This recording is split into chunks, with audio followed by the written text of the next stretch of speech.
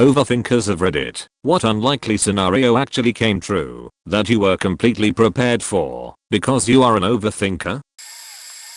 When my wife and I were getting married and looking for a place for ceremony, we have found this beautiful but quite remote garden. We were signing the contract for the event and I kept thinking that it was quite remote, so I asked, how much time does it take for the ambulance to get here?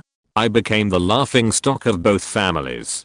My then future mother-in-law, who was present at the meeting, literally fell down from the chair laughing. The wedding organizer remembered it for weeks, telling about it everyone we met. My dad ended every sentence with, but maybe you need an ambulance for that. My wife was making siren noises when I was saying something we disagreed on. Every family dinner all the aunts and uncles were checking if the ambulance was present. You name it. The entire package. Still I couldn't get rid of this weird feeling. It would have taken over an hour for the ambulance to get to the garden. After a few weeks I ended up paying a private ambulance to be present at the wedding. Fast forward to the ceremony. As my wife literally walks down the aisle, at the back of the garden I see 2 paramedics running with a stretcher and my dad squeezing my hand whispering, "That's not of your goddamn business, let them to take care of it."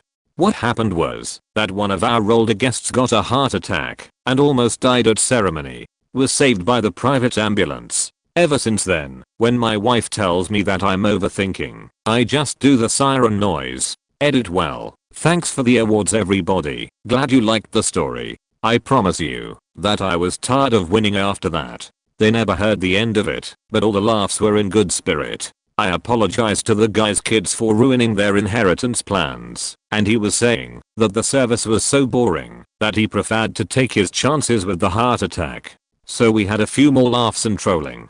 Some of you are asking how much did the ambulance cost? I don't remember as it was many years ago, and I may not be from your country. But does it matter? Can one really put a price on the "I told you" so you can use any time you want with your mother-in-law? I was once driving on the highway behind a car with a couple of kayaks strapped to the roof. My anxious brain kept saying, what if they fall off the car, Final Destination style? I tried to convince myself that it was an irrational fear, but the anxiety got the better of me, and I decided to change lanes and make some distance. About 30 seconds later, cue kayaks, they both slip off the roof and go rolling around the highway. Luckily no one was hurt, but man, that did not help my anxiety at all. Edit to address some comments. I figured I was overthinking, since I don't know anyone else who gets nervous or avoids driving behind cars with loads, but I see now that maybe my behavior wasn't so weird. Apparently a lot of you have seen falling kayaks on the highway. I don't think this is the same exact incident as any of the ones you guys have described. From comments about how to properly tie down a kayak, I think these were not properly secured. I don't think they were tied to the bumpers. I'm an amateur clarinetist. I've played in the local orchestra and the like. My son was in the high school band, also played clarinet. Prior to a football game, at the warm-up area, he called me as I was about to head to the game, saying that someone in his section had a problem with their instrument. So did I have a loaner? Now the thing about being a clarinet player is that everyone you know calls you every time they see a cheap plastic clarinet for sale at a garage sale or the like. So over the years, especially when my son was in junior and senior high, when I saw one of these for $50 or $100 I grabbed it. Didn't happen every day, but at the peak of my collection I had a couple of beta plastic clarinets in addition to the pretty good wooden one my son played, and Lord knows I wouldn't trust anyone with my good clarinets in BB&A I used in the orchestra.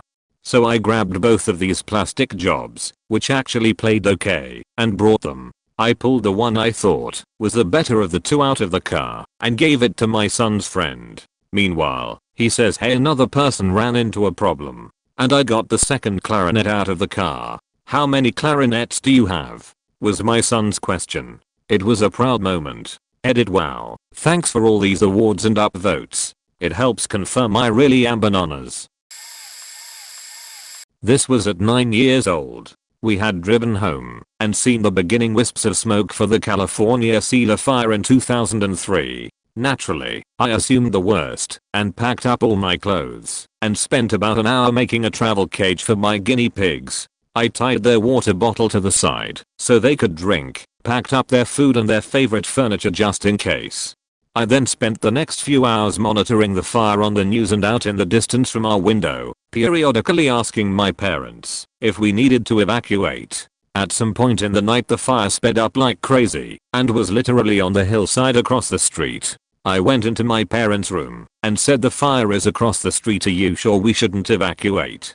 At this point we all went crazy grabbing important documents and supplies, and as we were about to lock the doors and drive I realized I forgot my guinea pigs. My parents told me it was too late and I didn't have time to grab them, but when I cried and explained I had them packed up, I was able to grab them and go. The house ended up okay thanks to a neighbor putting out embers before they took, but we were gone long enough my pigs wouldn't have made it.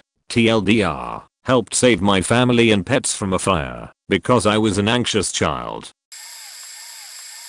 When I was 11, I always kept approximately 12 to 15 of some combination of pens, pencils, and markers in my pant pocket. Just liked having options and never knew what I was going to need to write on. Sometimes got some side eye from other kids though. Cut to at a weekend camp with a bunch of kids. I'm participating in a sort of scavenger hunt race thing. At one point our teams hits this task where everyone has to draw or write something. Don't really remember. But there's only 2 pens, about 10 people per team, and another team just showed up. With 1 pen assigned to each team, it's going slow until you get a pen. You get a pen. Everybody gets a pen. Our team screams through the task because we can all write simultaneously while the other team's left plodding along with their 1 pen. We eventually win. Who's weird now? Edit. For those concerned about cheating, I believe the lack of pens was oversight, but the event planners, not a deliberate means of handicapping teams. There was a staff members monitoring that particular station and they didn't intervene. Our victory was sanctioned and still stands. Edit 2. Some people have expressed concern over the possibility of my getting impaled by all these writing utensils. Rest assured that this 100% has happened to me. I have absolutely impaled legs and fingertips multiple times. It was terrible. I've never told anyone this, but when I was in middle school and going through puberty, I used to be terrified of getting a random boner and my fly being down accidentally. Like, I would be up in front of class and then randomly get an erection and it would just pop out of my fly in front of the whole class lol. It's making me laugh just typing this out. You know that episode of South Park where Jimmy keeps getting random stuffies? That was basically my life. Usually I would just tuck it in my waistband and wait for the storm to settle, but I still had the huge fear of it popping out of my fly because I forgot to zip it up. So what did I do? I started wearing my boxers backwards so that even if I forgot to zip up my fly, my sklarn wouldn't be exposed. It was a pain to use the urinals, but honestly I got used to it pretty quickly. Flash forward a couple months, and I was at the movies with a big gathering of people. It was basically a big group of girls and my group of guy friends. Each guy and girl paired up and made sure to sit next to each other. I was paired with the girl I had a huge crush on. We shared a popcorn and soda, and it was a huge moment for me. Briefly into the movie, I got one of those damn random boners and I quickly but discreetly stood up and did the all waistband tuck. When I sat back down, I could feel it pop out through my zipper. Thankfully, my backwards boxers kept it from saying hello to my date, but I still panicked and had to cover up in a hurry. She noticed, but I think we can all agree that a 6th grade boy's erect penis hiding under a layer of underwear is better than just sprouting out bare in the middle of a crowded movie theater. Also, she never said anything to her friends about it. Shout out Stephanie for not mocking me with her friends. My boyfriend, who has zero history of seizures, narrowly escaped dying from one because my overthinking led me to break into his house when he didn't answer the phone. My overthinking had begun a few nights prior. He mentioned that he bit his tongue in his sleep and woke up with a bloody pillow and sore mouth, but he had no memory of it happening. That for some reason led my overthinking brain to question back, quote, wow, did he have a seizure and not realize it? He has zero history of seizures, and we had been together multiple years. didn't live together, but spent nights together, and I had never seen a hint of a seizure. But for some reason, this stuck in my mind. Fast forward 2 days. We usually don't hang out in the morning, because he likes to sleep in late, but on this day we had an appointment to go see a specific dog at the shelter I was thinking of adopting. He wouldn't answer the phone that morning. I called multiple times before I went to his place, but he never picked up. I started getting a bad feeling, but quelled the "he's having a seizure" thought, because that was clearly so unlikely. Meanwhile, making an action plan for that very scenario. I got to his house and he wouldn't answer, so in a completely not me crazy girlfriend move, I climbed over his fence. Luckily his door was unlocked. I found him unconscious and unresponsive, lying in his back with the sticky remnants of foam all around his mouth. I jumped into action. I rolled him on his side to help curb aspiration, put a pillow under his shoulder to keep him in that position, and called the ambulance. Had I not hopped the fence to get in, had I not driven over when he didn't pick up the phone, had we not had plans to meet up hours earlier than we usually did, he would have been dead by lunch. His kidneys were already shutting down by the time he reached the If he had never mentioned biting his tongue in his sleep, I don't think I would have been overthinking at all. No crazy worries about seizures would have pushed me to go over and find him. Turns out to be a weird brain disease that's bizarrely endemic to New Mexico, kind of cerebral cavernous malformations.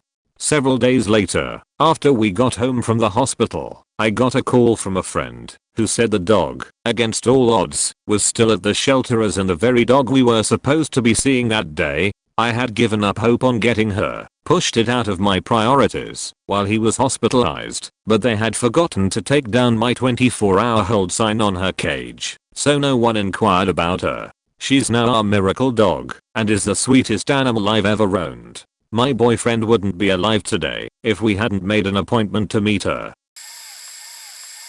I found a nickel-sized lump on my 15-month-old daughter's temple, freaked out, obsessed over it, researched it exhaustively, and concluded it was a dermoid cyst that had worn through the skull. I was told by a pediatrician that it was a bone bruise that would fix itself over the course of 3 to 6 months. No imaging was needed, and I shouldn't make an appointment at the children's hospital because it would resolve on its own.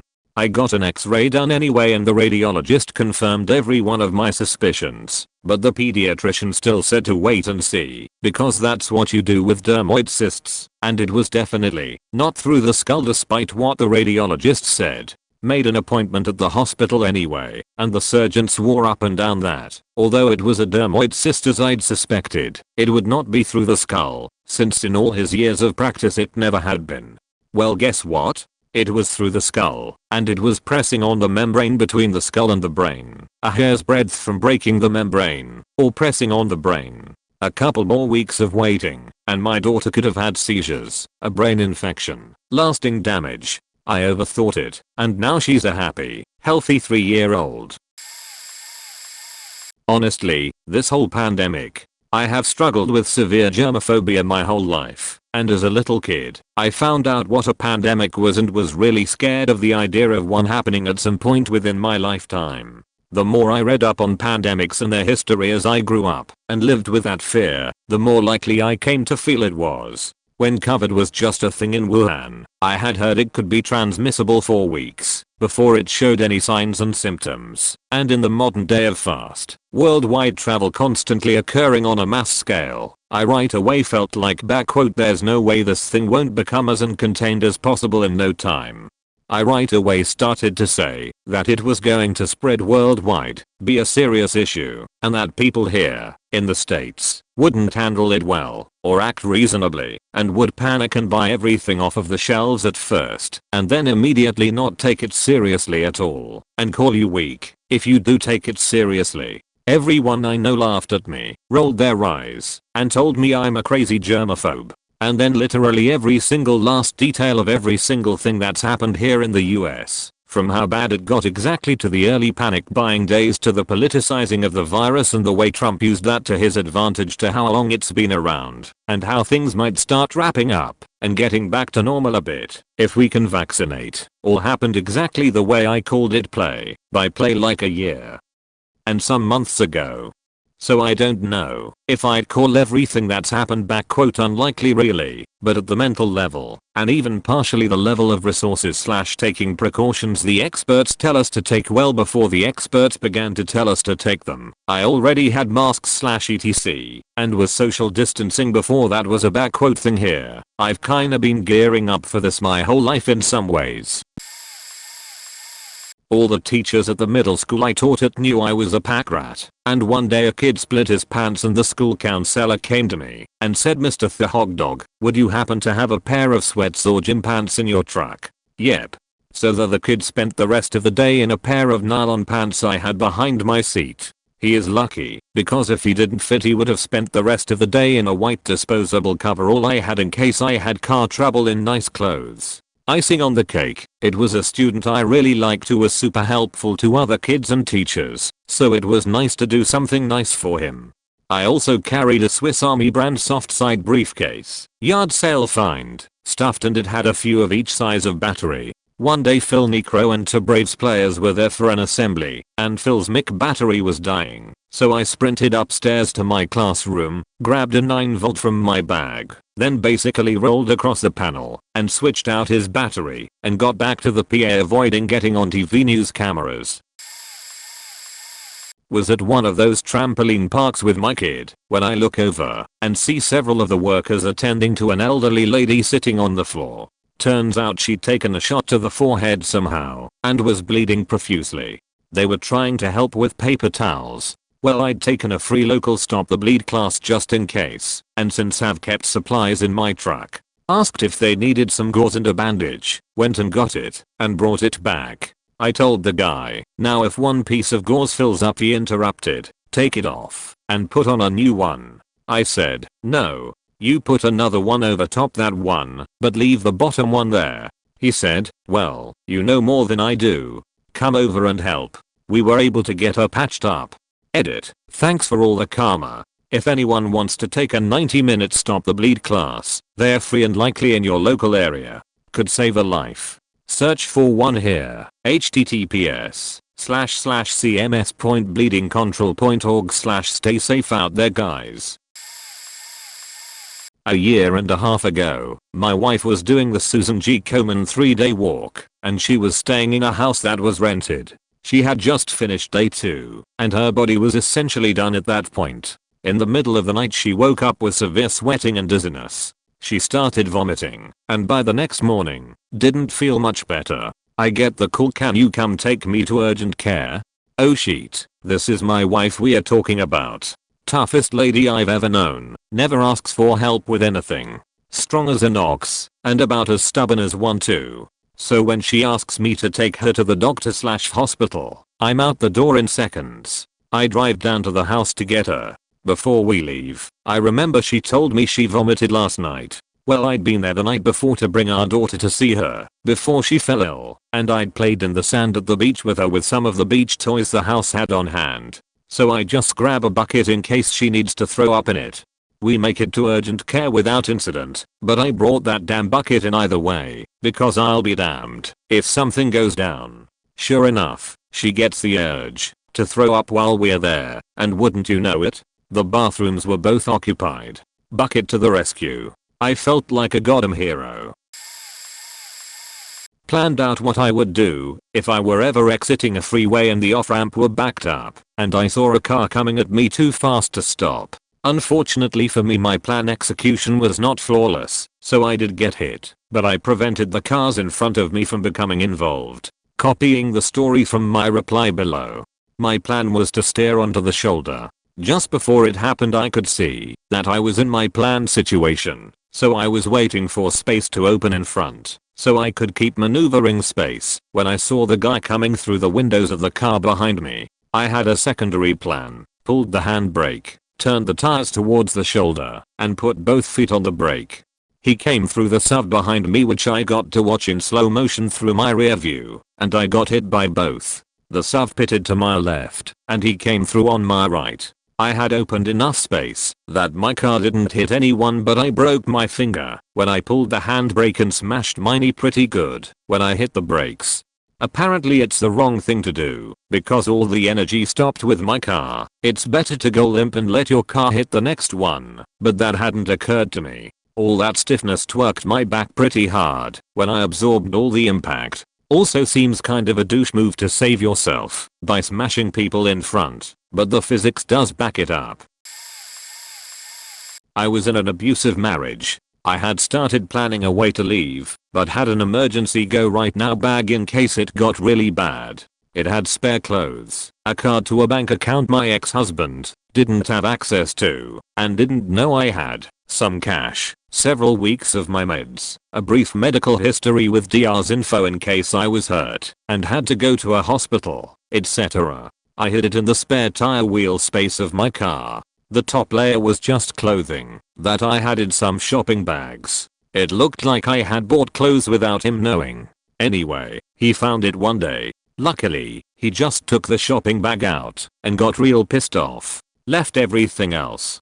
Anyway, I never got to use it for myself because he got arrested, thank God. But afterwards I noticed a friend had the look of being abused. It was pretty clear what was happening. After gently approaching her, she acknowledged that she was being abused, but didn't feel like she could leave. So I helped her hook up with a domestic violence victim advocate, but I also had her change my name in her phone to a pizza shop. I made her a go right now bag for her and put it in my car.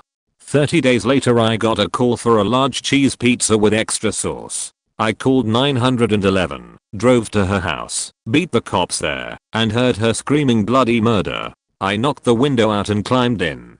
Saw her husband with a knife with blood all over it. I just ran and grabbed her, unlocked the door, got her into the car, had the phone on me the whole time. I had a first aid kit with a ton of wound gauze, so I just pressed that in and waited as the husband tried to take out the window. Finally I told the 911 operator that I was gonna drive down a ways. The cops showed up, arrested the husband, took my friend to the hospital, saved her life, and since her home was a crime scene she needed the go right now bag. I keep a generic one in my car at all times. I've used more than one for more than a few women, and one for a man. Once you've been through it, you can see it. I never want to be unprepared.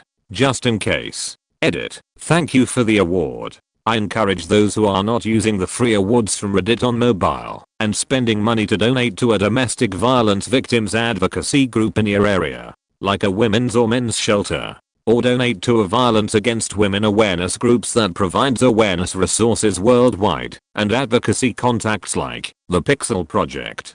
Edit. Apparently you get free Reddit awards on all platforms now. I did not know that. Thanks for the information. I still recommend donating funds to local advocacy groups or to awareness groups that can get people connected to the right advocacy groups worldwide. I'm Asian, so my default is to overthink, especially when I'm on a field trip, holiday, etc. Essentially it's just what if I need X, Y, Z just in case. One time, while I was living in another sea country, I went on a middle school field trip with my, mostly white, classmates. Side note, in most sea public bathrooms, bidets are the norm, toilet paper is not. But in this particular country, even the bidets are not encouraged to be used. So toilet paper is a luxury during trips. At the hotel we stayed at, my classmates made fun of me for taking 3 rolls of toilet paper from the hotel's bathroom. They were embarrassed and reported me to the teacher in charge, who told them off for wasting her time. I told them they were going to regret laughing at me, but they continued to mock me for overthinking. Cue to the bus trip back, and a couple of them had diarrhea, and guess who was the only one able to provide enough toilet paper? You bet yours I made them pay me for toilet paper. Per square course, fuck you guys for laughing at me. I used to keep a spoon in my purse. This was in high school and my friend put a spoon in my purse one day as a joke. I decided to leave it there, just in case, and my friend thought it was hilarious. It became a regular thing for her to check my purse every few weeks to see if the spoon was still in there. Well, one day I decided to spend some extra cash and get a small strawberry ice cream at the end of lunch. I had already bought it and made my way over to the silverware rack. When I saw it, the clean spoon holder was empty. With it being the end of lunch on a day when the cafeteria had served chili, all of the clean spoons had been wiped out. I was about to feel very sad for myself and try to decide if a fork was acceptable for eating ice cream when I remembered the purse spoon. After a quick wipe with a napkin, the spoon was clean and ready for me to use. Of course my friend was with me and could barely hold herself together while I uttered aloud my love for the spoon in between bites of ice cream. I always carry 2 travel toothbrushes and a travel size toothpaste, pack of baby wipes and deodorant. When traveling a bit further I also bring a change of shirt, a small towel, some tampons, pads and extra hairbands, even though I can just barely wear mine up. This is all because I grew up as the oldest of 4 kids, and looking after a child 11 years younger makes you prepared. Anyway, I was on a school trip with my master's course to London. It suddenly was pouring it down, and one of the girls had a white shirt on, and it got see-through. So I pulled out one of my many weird graphic tees and handed it over. To help further I pulled out a small face towel I keep in my bag and let her wipe down. I'm a tall, 5 feet 10 and broad girl, so I just pulled my coat open and kind of caged in this poor 5 feet 2 girl and looked away as she changed in this makeshift changing room. The shirt was huge on her, but it helped keep the cool air off the tops of her legs. Another time I had pre-booked and sorted out my train journey, bought snacks and a portable charger for a short 30 minutes journey, which quickly turned into 4 hours because of an accident and delays, and further, I was set and was able to give the family with 2 kids across the walkway of me some fruit. I had apples and some tangerines and allowed the kids to use my sketchbook to draw in. It was a ratty old thing. Overthinking and over-preparing can be tedious but worth it when it comes to situations. I want to add a trigger warning to this before I dive in. To protect those who have dealt with abuse growing up, my dad really instilled the fear of not being prepared in my head. If you have ever watched Freaks and Geeks, the dad at the dinner table recounting someone he knew who died as a result of their actions was a pretty spot on impression. It extended beyond don't run with scissors to don't carry things on your lap when you're in a car or you'll be cut in half. Walk opposite of traffic, so if someone tries to kidnap you, you can kick their door in and run away. I instinctively catalog items when entering a room based on what would be a good weapon and have had to familiarize myself with preserving evidence. The last one is what came in handy. Unfortunately, one of the worst case scenarios befell our family 2 years ago. My oldest daughter disclosed that she had been molested by my then Phil. I went into full autopilot here, took my daughter to a safe room, had family pick up my dog and youngest daughter, made sure she didn't wash her hands. When she had to use the restroom, I asked her not to wipe. We didn't change her clothes. We didn't have her brush her teeth. The DNA evidence they were able to collect off of her put him in prison and will keep him there. Surprisingly, this has helped my overthinking. We all are getting a lot of therapy now, and I've started to learn that it's okay to not be for everything. Sometimes life sucks, and most of the time it's completely out of our control. I know the lyrics to precisely one rap song, the Biggie Smalls / Millie Cyrus mashup Party and Bullshit in the USA. I just like the song, but I'm also markedly Caucasian. One year for my birthday, my friend got us tickets to the Star Wars themed pop-up bar in New York City and we went in costume. I was wearing screen accurate GD robes, boots, belt, fancy custom saber, the whole deal. As a result, the staff kept feeding us drink tokens to be merry and entertaining for the normal guests. While my friend the Ewok was grinding up on Darth Vader, I'm drunkenly bopping next to a breakdancing stormtrooper, both cast, when lo and behold, the DJ starts playing Party and Bullshit in the USA. I start singing along, tapping the stormtrooper's breastplate. Had better throw my vest on my chest, and the guy pulls me over to the DJ booth. Between verses, they set up a mic really quick and pass it to me. I fumble a little to get into it and then crush the last 2 verses while passing the mic to some girl who was standing next to me so she can sing the Millie chorus. Anyway, that's the story of how I trained 4 years to drunkenly rap Biggie Smalls in front of 100 strangers while dressed like Obi-Wan Kenobi. Maybe not overthinking, but I saw a news story about a kid who fell on an escalator and died. They had the obligatory 6-second clip of someone saying what you should do if you ever see someone in that situation, and I filed it away because it seemed terrifying. About 7 years later, a little kid in front of me slipped on the escalator leaving a DC metro station. His mom was gingerly trying to free his pant leg and shoelaces. I spazzed out as we approached the top of the escalator and yanked the kid up and away from the rail with my forearms under his armpits. Shoe and pant leg remained stuck, but the actual kid was fine, albeit half barefoot and missing most of a pant leg. My heart rate spikes like crazy just retelling the story, and I bet if I hadn't watched the local news, I would not have had the clarity to realize what to do in that moment on account of the adrenaline. I also self-administered the Heimlich using the back of a kitchen chair when I was around 10. I tried to swallow too big of a piece of steak wrapped in bacon, and no one at the cookout recognized the mind I'm choking signal we learned in first aid. I hit that chair like with a flying leap, like I was Jimmy Snooker, and the food popped out. I distinctly remember our dog grabbing the food from the ground almost immediately and being really happy with me. A little backstory first. I've always had bad anxiety when it comes to relationships. So much so that it has ruined most of them. I just get paranoid of something happening, even if it's only because they hadn't texted me back in an hour or something lol. Like, all the worst scenarios, cheating, not liking me anymore, and worse, something bad happening to them.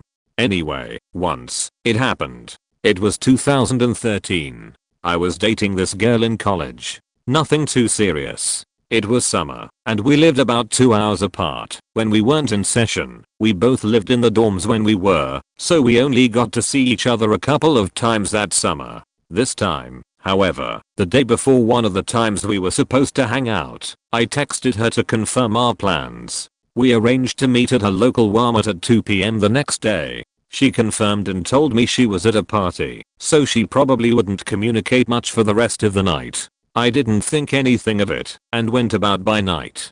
The next day rolled around. I texted her that morning. I didn't get a response, but figured she was still asleep, so I went ahead and started driving. She didn't respond the whole way there. I start freaking out about the usual stuff. It went from her standing me up, to her not liking me anymore, to her cancelling the plans, to the inevitable something terrible has happened to her. This was a normal thing for me, so I just kept trying to brush it off.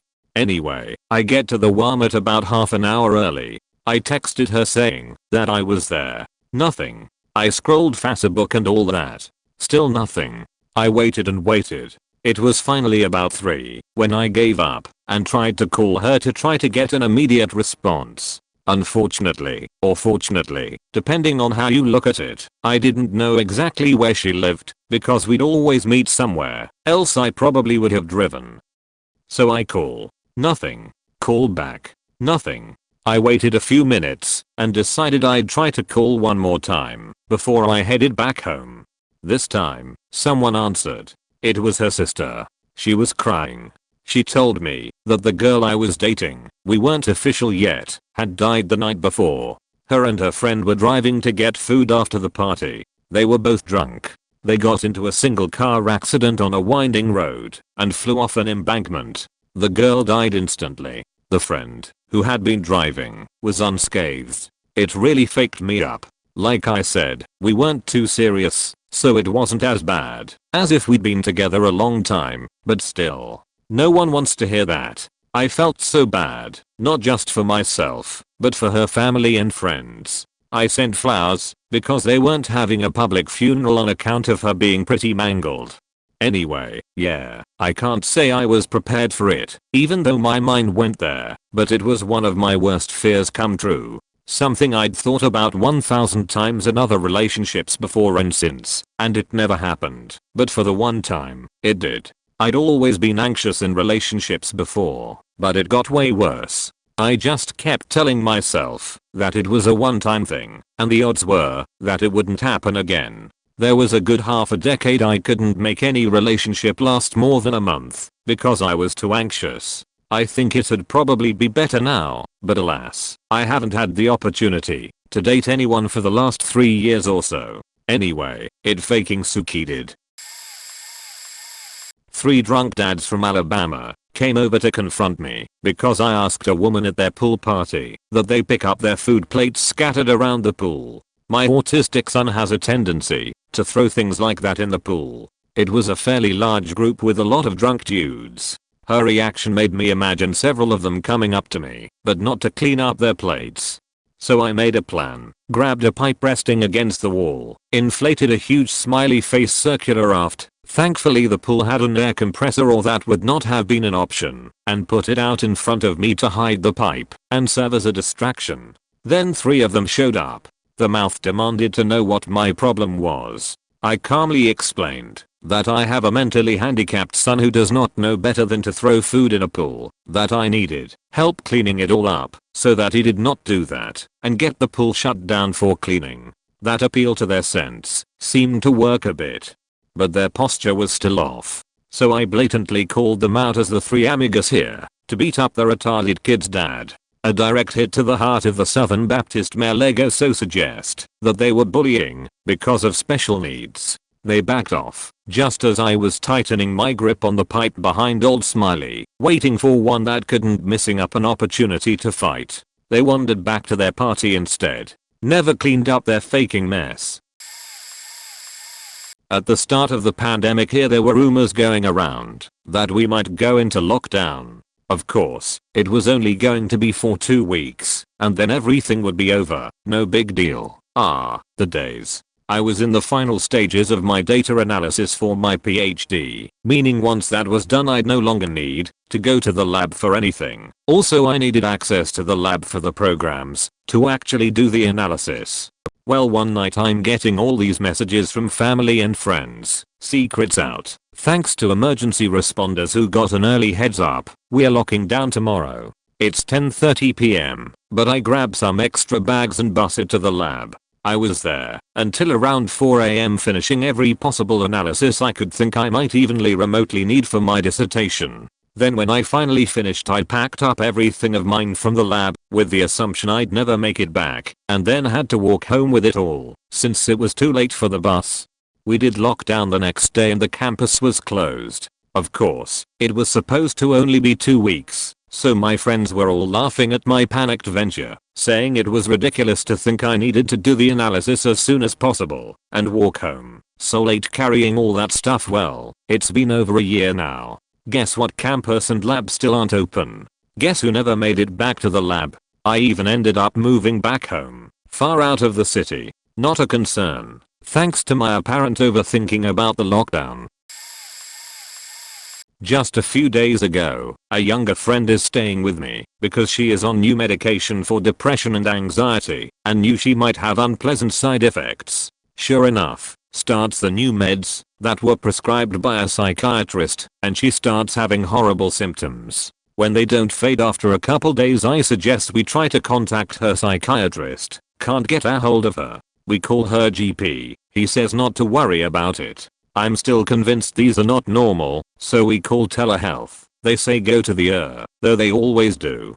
We go, wait for hours, see a doctor who laughs it off and says these are normal. Next day I call the pharmacist. She says it seems odd, but to stay the course if the doc says. I'm still concerned, and after researching, confirm my fear that she has symptoms of serotonin syndrome, so I take her to the local mental health and addiction hospital. They say her vitals are normal, but that she needs to check at a normal hospital because they can't do all the tests there. I keep insisting something is wrong and finally get them to call an ambulance to take her to yet another hospital. Turns out I was right, and she was going into serotonin shock. They treated her all night, and she is still recovering, though now home with me. Left untreated it causes brain damage or death. My fiancée, this girl and several doctors all thought I was overreacting, but I was sure something was not right and thankfully that got it fixed before it was too late. Saw an old man fall down. Maybe hit his head, maybe didn't. He denied he hit his head. It drew a lot of attention and told everyone to leave him alone. Basically, he was being stubborn that he was fine. After a minute or two, he went unconscious. I told my friend to call 911, sat down next to him and held his hand until he woke up. Right, When he woke up I started asking him about his life. Tried to get basic information. Where does he live? How old he is? What other health problems he might have? I did it all in a way that just made it seem like we were chatting. The paramedics arrived. I relayed all relevant information to the paramedics. I went on my way. I felt bad for basically building a bridge of trust and then dipping. He was a little distraught about me leaving. I wasn't in a situation where I could follow him to the hospital at the time or check in. I wanted to give the paramedic the relevant information to assess the situation and make the best choices for the guy. I do well in high stress fast paced situations like this because I overthink everything. I do poorly in high stress slow paced situations that can take weeks because I overthink everything and basically fail to make choices.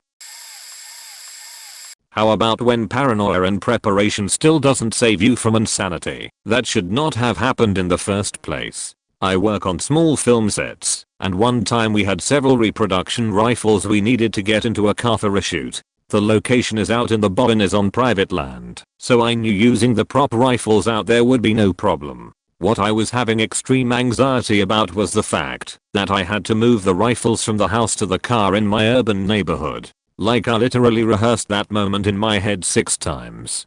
Just have to wrap the guns in the towel, walk them out to the vehicle, stick them in the trunk. What is there to worry about?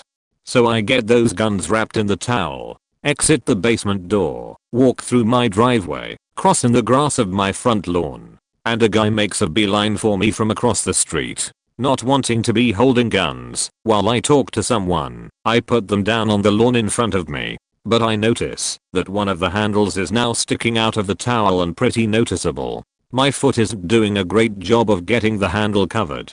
The guy asks me if I have any lighter fluid. My brain is firing with anxiety now, and I can't even think straight. I see my partner exit the house with an armload and drop it in the trunk. I yell out to him and ask if he knows if we have any lighter fluid. Because my brain is not processing what is happening anymore. My partner not knowing what is going on heads in the house to look for lighter fluid. Me and this strange man awkwardly stand in my front lawn, making horrible small talk. Like the weather, how's it going, etc. The guns still sit at my feet and are no longer well disguised. It felt like 10 minutes passed like that, terribly long. Just when I start to think things will hopefully resolve soon, or this guy will get bored and leave, I see a cop car drive by, then casually park down the block. Then the cop gets out and walks up to us. Me still standing on the lawn with reproduction realistic looking non-marked guns at my feet, sticking out of their towel disguise, and this stranger standing in front of me. Cop walks up, stands next to the guy, spends a few seconds taking this whole scene in, and then turns to the guy and says, "So I hear you've been asking all over the neighborhood for lighter fluid. Let's take a little walk and talk about it." They both turn and walk down the block. I stand there stunned for a moment, then grab the sloppy pile of guns and towel, run to the car, throw them in the back, and close the hatch. Partner comes out and says he can't find lighter fluid, and then also makes the connection finally to ask why the guy needs it anyways. Turned out the poor guy was having a mental breakdown and was going to burn his car with the fluid. And that is a story of time I just needed 10 seconds to get a pile of guns in my car. So I have health anxiety and maybe OCD, not diagnosed yet, and I had for weeks an obsession with anaphylaxis. I was scared that I will have it, and I was scared that people around me would have anaphylaxis just like that. Well, one day a friend of mine came to visit and complained about a headache. He asked if I have a pill and well, I had. My house is like a little pharmacy. I had a pill which contained Tylenol and other two stuff, but of course he did not know the ingredients because he never took that pill before. I was ready to hand him the pill, and it occurred to me randomly just like that to ask him if he's allergic to something. My other friends who were with us were like, "Ugh, you're starting again with that anaphylaxis thing and blah blah." But turns out my friend was anaphylactic to Tylenol, which he knew about, and it was his only allergy, but he just didn't ask what the pill contains. I scolded him then, and since then he tells me he always makes sure before taking any pill it doesn't contain Tylenol. He was really irresponsible given the fact that he doesn't carry any allergy medication just in case, and we were far away from a hospital. Also, I know a lot of stuff because of my health anxiety, which are really helpful, like using an EpiPen, doing CPR, Heimlich maneuver. More than happy to save someone's life thanks to overthinking. This is going to sound like a I have a sex story, but what the hell, why not share it? Whenever I go on vacation, I'm a classic overthinker and overprepare way too much. I'll sit down with my suitcase for a couple hours and run through different scenarios to the point where I find myself packing my TV remote just in case the rental I'm staying at has the same TV that I have, and the remote stops working. Don't know why I do this, but I do.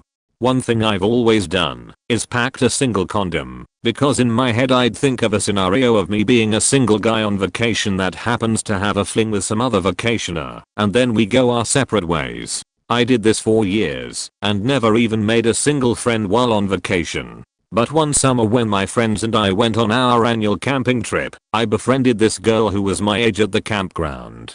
I was the only single one in my friend group, so it wasn't out of the ordinary for the couples to go do their own things while I hung around the cabin and just read a book for a couple hours.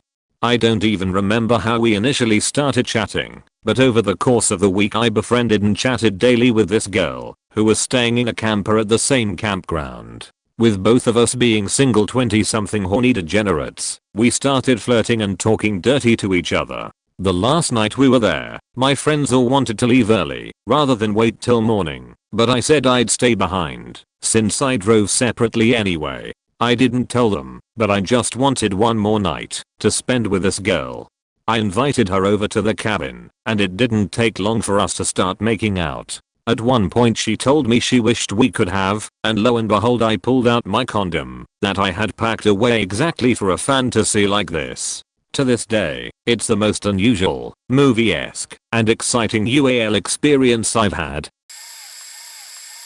In 1978 I was a horribly scrawny 14-year-old kid going through puberty. I had Star Wars and Hobbit in my blood. I was a nerd. I was also going on a study trip to France that summer because I kicked ass in French class and my mom paid for it. 70% of the rest of the kids on the trip were older high school girls. Naturally, I wanted to impress them. Being a scrawny kid, I would fantasize situations where my cleverness would win the day. So I imagined many heroic scenarios, but one was where some young French males would surround me, and several of these young women, catcalling and attempting to seduce the innocent lasses. I, being clever, would confuse them by telling these rapscallions, in French, of course, that we were from Norway, and somehow that would allow the girls to get away. I wasn't a detailed planner. Well, we were studying in a coastal town. One day a Navy ship came in, and as I was walking the seafront with these young women, we were suddenly surrounded by about 8 horny French sailors, who were catcalling and attempting to seduce. Quickly, I sprung into action. First, I got the sailors' attention. Then I announced, in French, naturally, that we were here from Norway. Well, the sailors were completely stumped at how to respond to such an announcement. They began to pepper me with questions. I pretended, well, not really pretended, that I didn't speak French very well. And somehow during all that, the girls managed to get away. It faking worked. They thought I was brave. Dad bought me a survival kit, included some basic, but neat, element like a compass, emergency heat blanket, nylon belt links, 4 holding accessories while hiking, a carbon fiber knife with a grinding stone on the back, and a heavy duty pen that has a stabby bit at the aft end in case you need to bust open a car window, or use the pen as a weapon. And some other misc gadgets. I laughed at the prison pen, but I made it part of my daily kit, mostly as a novelty. The rest of the stuff I left in my car in the package. It was a larger pen and I have somewhat larger hands, so it was more ergonomic, and no one was going to mistake borrowing that thing and forget to give it back. I'm a teacher, what was I going to do? Stab someone? So anyway I stabbed someone. Guy tried to put his hand through the driver's side window as I was parked at a traffic light at night to try and pull off a carjacking. got him in the back of the hand as he was fumbling to unlock the door. Only reason I reacted fast enough was because the door was locked and the window wasn't all the way down. He recoiled. I saw some kind of blade in his left hand and I gunned the turn to get away. He ran off. I got away. I reported the incident. No idea if they got the guy. In retrospect I'm pissed I didn't have the wherewithal to shout something witty like the pen is mightier, beach, but I was scared, and in robot do it or die mode. I was also lucky that the guy had a knife and not a pistol in this instance. Asking the auto shop about their recommended procedure to get bloodstains out of my car was awkward. Edit, pick of the pen. I found a missing person and I was not ready, so my father's house is in a small village and I went over there to visit during my lectures week. The night before around 3 AM the dog was barking all night for no reasons, which was weird because he only barks when a car passes or someone is on our property, but no one was around. My ex was beginning his year in forest studies, or whatever you call it in English, and he had to find branches and pine cones for his project. There is a forest right behind the house, and it was spring. I was super down to go. We go get the dog and my dad stops us. Tells us that they found the car of a missing person in the street, and that the police has been looking for her since last night. He says, you probably won't find her in the woods, because the cops have been looking around with search dogs all night, and haven't found her, but just in case, if you find her call me right away. We go, the dog is happy, we get the branches. I mess around laughing telling my ex, imagine in the papers tomorrow 2 students looking for pine cones finds missing person. I just found it funny, and I was joking. We walk around, get the leaves, branches. Time to leave. I go get the unleashed dog. I get his collar and see in the leaves a piece of fabric. Oh, no big deal. It's a maple tree farm. Someone must have dropped it and never bothered to come back. I looked right beside it and see a hand. A faking hand coming out from the ground all pale and dirty. I just froze. I turned around and tell my ex a couple feet behind, there's a hand. It's the lady. We found the lady. She's there. There's a hand. And then a faking head pops up from the leaves from the ground. The lady wasn't looking good. She was white, basically blue, and her eyes were wide open. She looked at me straight in the eyes and whispered, don't tell anybody, don't tell anybody. I don't know how I did to not sheet myself, but my brain was just not processing this. But hopefully my ex was very calm and told me that the best thing we could do was to go back and call my dad once we get signals. Which we did, and the cops arrived before we could go back to the house, took us in their 4-wheels, and we went straight back to find her in the same spot, still buried under the leaves. Yes, she was hidden under the autumn leaves. She was shaking and didn't look too good. When she saw me, she thanked me for finding good cops that were nice to her, told me that she loved my dog, and she hugged me before leaving. I never got to know what happened to her. Sorry if it's not clear, English isn't my first language, and that's the story of how my dog saved a life. COVID, specifically my parents' indiscipline, selfishness, and immaturity infecting our entire family with COVID. If they came back to our country for home leave, they are great in some ways, toxic or incompetent in others, but this is something I warned them about. I broke things down for them into bite-sized pieces to explain how they will infect us and basically reduce us into prisoners for a month, and how they will not learn their lesson and do stupid shit like getting a haircut from a barber the day after they get a negative test result. I told them they should not come to our country until things were under control and instead enjoy the freedom of their embassy compound. Enjoy the fact they can go to the gym, order whatever, go for morning walks with their friends, but don't come here because you won't be able to sit inside and only go out for essentials. Forget infecting people that aren't our family. They couldn't even show enough care to not risk the health of their siblings and their own children. And for what? Did my dad need urgent work completed? No. Did my mother need urgent health checkups? No. All because they wanted to be religious tourists and travel to visit a faking temple out of state using public transport. Now, after their own parents, siblings, and children are still criticizing them for their lack of empathy, intelligence, and discipline, have they learned their lesson? Nope. And guess who knew this was gonna happen back in February of 2020 after Italy and Spain were ravaged? And guess who only watched Indian conservative propaganda news instead of listening to their relatives actually living here? I have a 6-year-old cousin with her parents that lives in our extended family home with us, and sure, kids aren't really in danger, but who in their right mind willingly takes that bet just so they can live like they're teenagers despite being over 50? Like, what the fuck? My cousin showed more patience and understanding than them. My younger brother has fever for a week and 50% of the idiot couple had breathing difficulties needing special medicine and multiple in-house doctor visits, and still 0% of the stupid couple learned. And I don't know, I've heard of parents calling their kids stupid or thinking they are, but growing up knowing your parents are incompetent and toxic and can theoretically do this vs actually seeing them do this surpass even the most likely scenario in your head and give you a faking bingo in the extreme things my parents can do doesn't feel satisfying. It's just sad. Home invasion. I always plan escape routes, things to use in self-defense, points of break-in, what I'd do ECT. Break-in happened, I heard it. I calmly got up, stashed the cash, and ATM card from my wallet under the carpet under my bed, quickly cut it with my pocket knife. Robbers came upstairs, kicked in my door. I was ready to fight. Unfortunately they had guns, so I complied and got laid on my living room floor. As they tore through my clothes and house looking for stuff to steal, I scooched the book off the end table in the living room, and soon as robber 3 wasn't looking, hurled it full force to the opposite room, and crashed into a bunch of lamps/boxes which spooked the fuck out of them.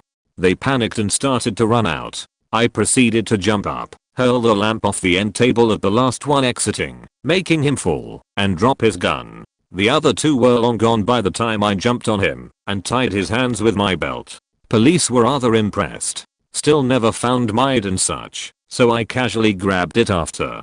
Fuck home invaders. I have several guns now. Pandemic shenanigans and being made redundant. At the very start of the pandemic I had a sixth sense, and I remember leaving work on a normal day just before lockdown began. Overnight we were all told workplaces would close indefinitely, and thinking I feel like this is the last time I'll ever set foot here again. Weird and completely true. I'd been there for 16 years and was highly respected in my field, fine art restoration. The field itself was thriving at the time, if niche, and I had no concrete reason to begin to doubt things. As soon as I was furloughed, thank God, and despite promises from my boss, who was like a father to me after all this time, I had a sneaky suspicion that not only was I going to lose my much loved job, but that my wider career was going to be impossible given the economic climate, and that I would be out of work for years to come. It was very difficult accepting that this could be true, given the long years I'd had specializing in my field. I just knew that in all probability, given a pandemic combined with Brexit and change of regulations, that on balance that there would be no call for a specialist such as me for a long time. My reputation would mean nothing in the face of such a crisis. Oh god, how I was right. I thought, for now I've got furlough pay, then I'll have redundancy, and whatever happens I won't be earning for a while, so let's take this opportunity to retrain. I'd better get ahead of the curve, just in case, because as soon as the redundancies start, and the economy begins to tank, everyone will want to retrain, and we won't even get into education if I wait to see what will happen. So I thought long and hard about what I'd like to do, and quietly signed up for a college diploma in horticulture, with a view to eventually working in historic gardens, starting that September. Talk about foresight. As less than a month before my course was due to begin I was indeed made redundant, and I was able to take up my place like a magician pulling a rabbit out of a hat. It's been a difficult year, and an extremely rewarding transition. Early on I tried talking to my closest previous colleague about my thoughts on what we were facing, and he just didn't accept it. I tried urging him to take this time to think about his future and begin to make plans. Unfortunately to this day he still believes that somehow things will just work out if he waits long enough. He still has no work, has not done anything for over a year, and now the redundancy payment has run out. He is a hard lesson to me. Comparing the two of our responses to this crisis has really opened my eyes, and not a little devastating to see. I love him and hope that somehow the market will recover for him soon, but my spidery sense is not optimistic. Ultimately gotta take the time to look hard at your own life, think things through, and take responsibility for yourself, and yes, make backup plans, because the world owes us no favors and shit happens. Friend, if you ever need to reject a guy you don't think would take no for an answer, tell him you're underage. That works for us, because most people guess we're 12 to 14 without any coupon. Some tips I found online: if you find yourself in a situation where you are being pursued in public, draw attention to yourself so that the pursuer notices people are watching and would become hesitant to do anything.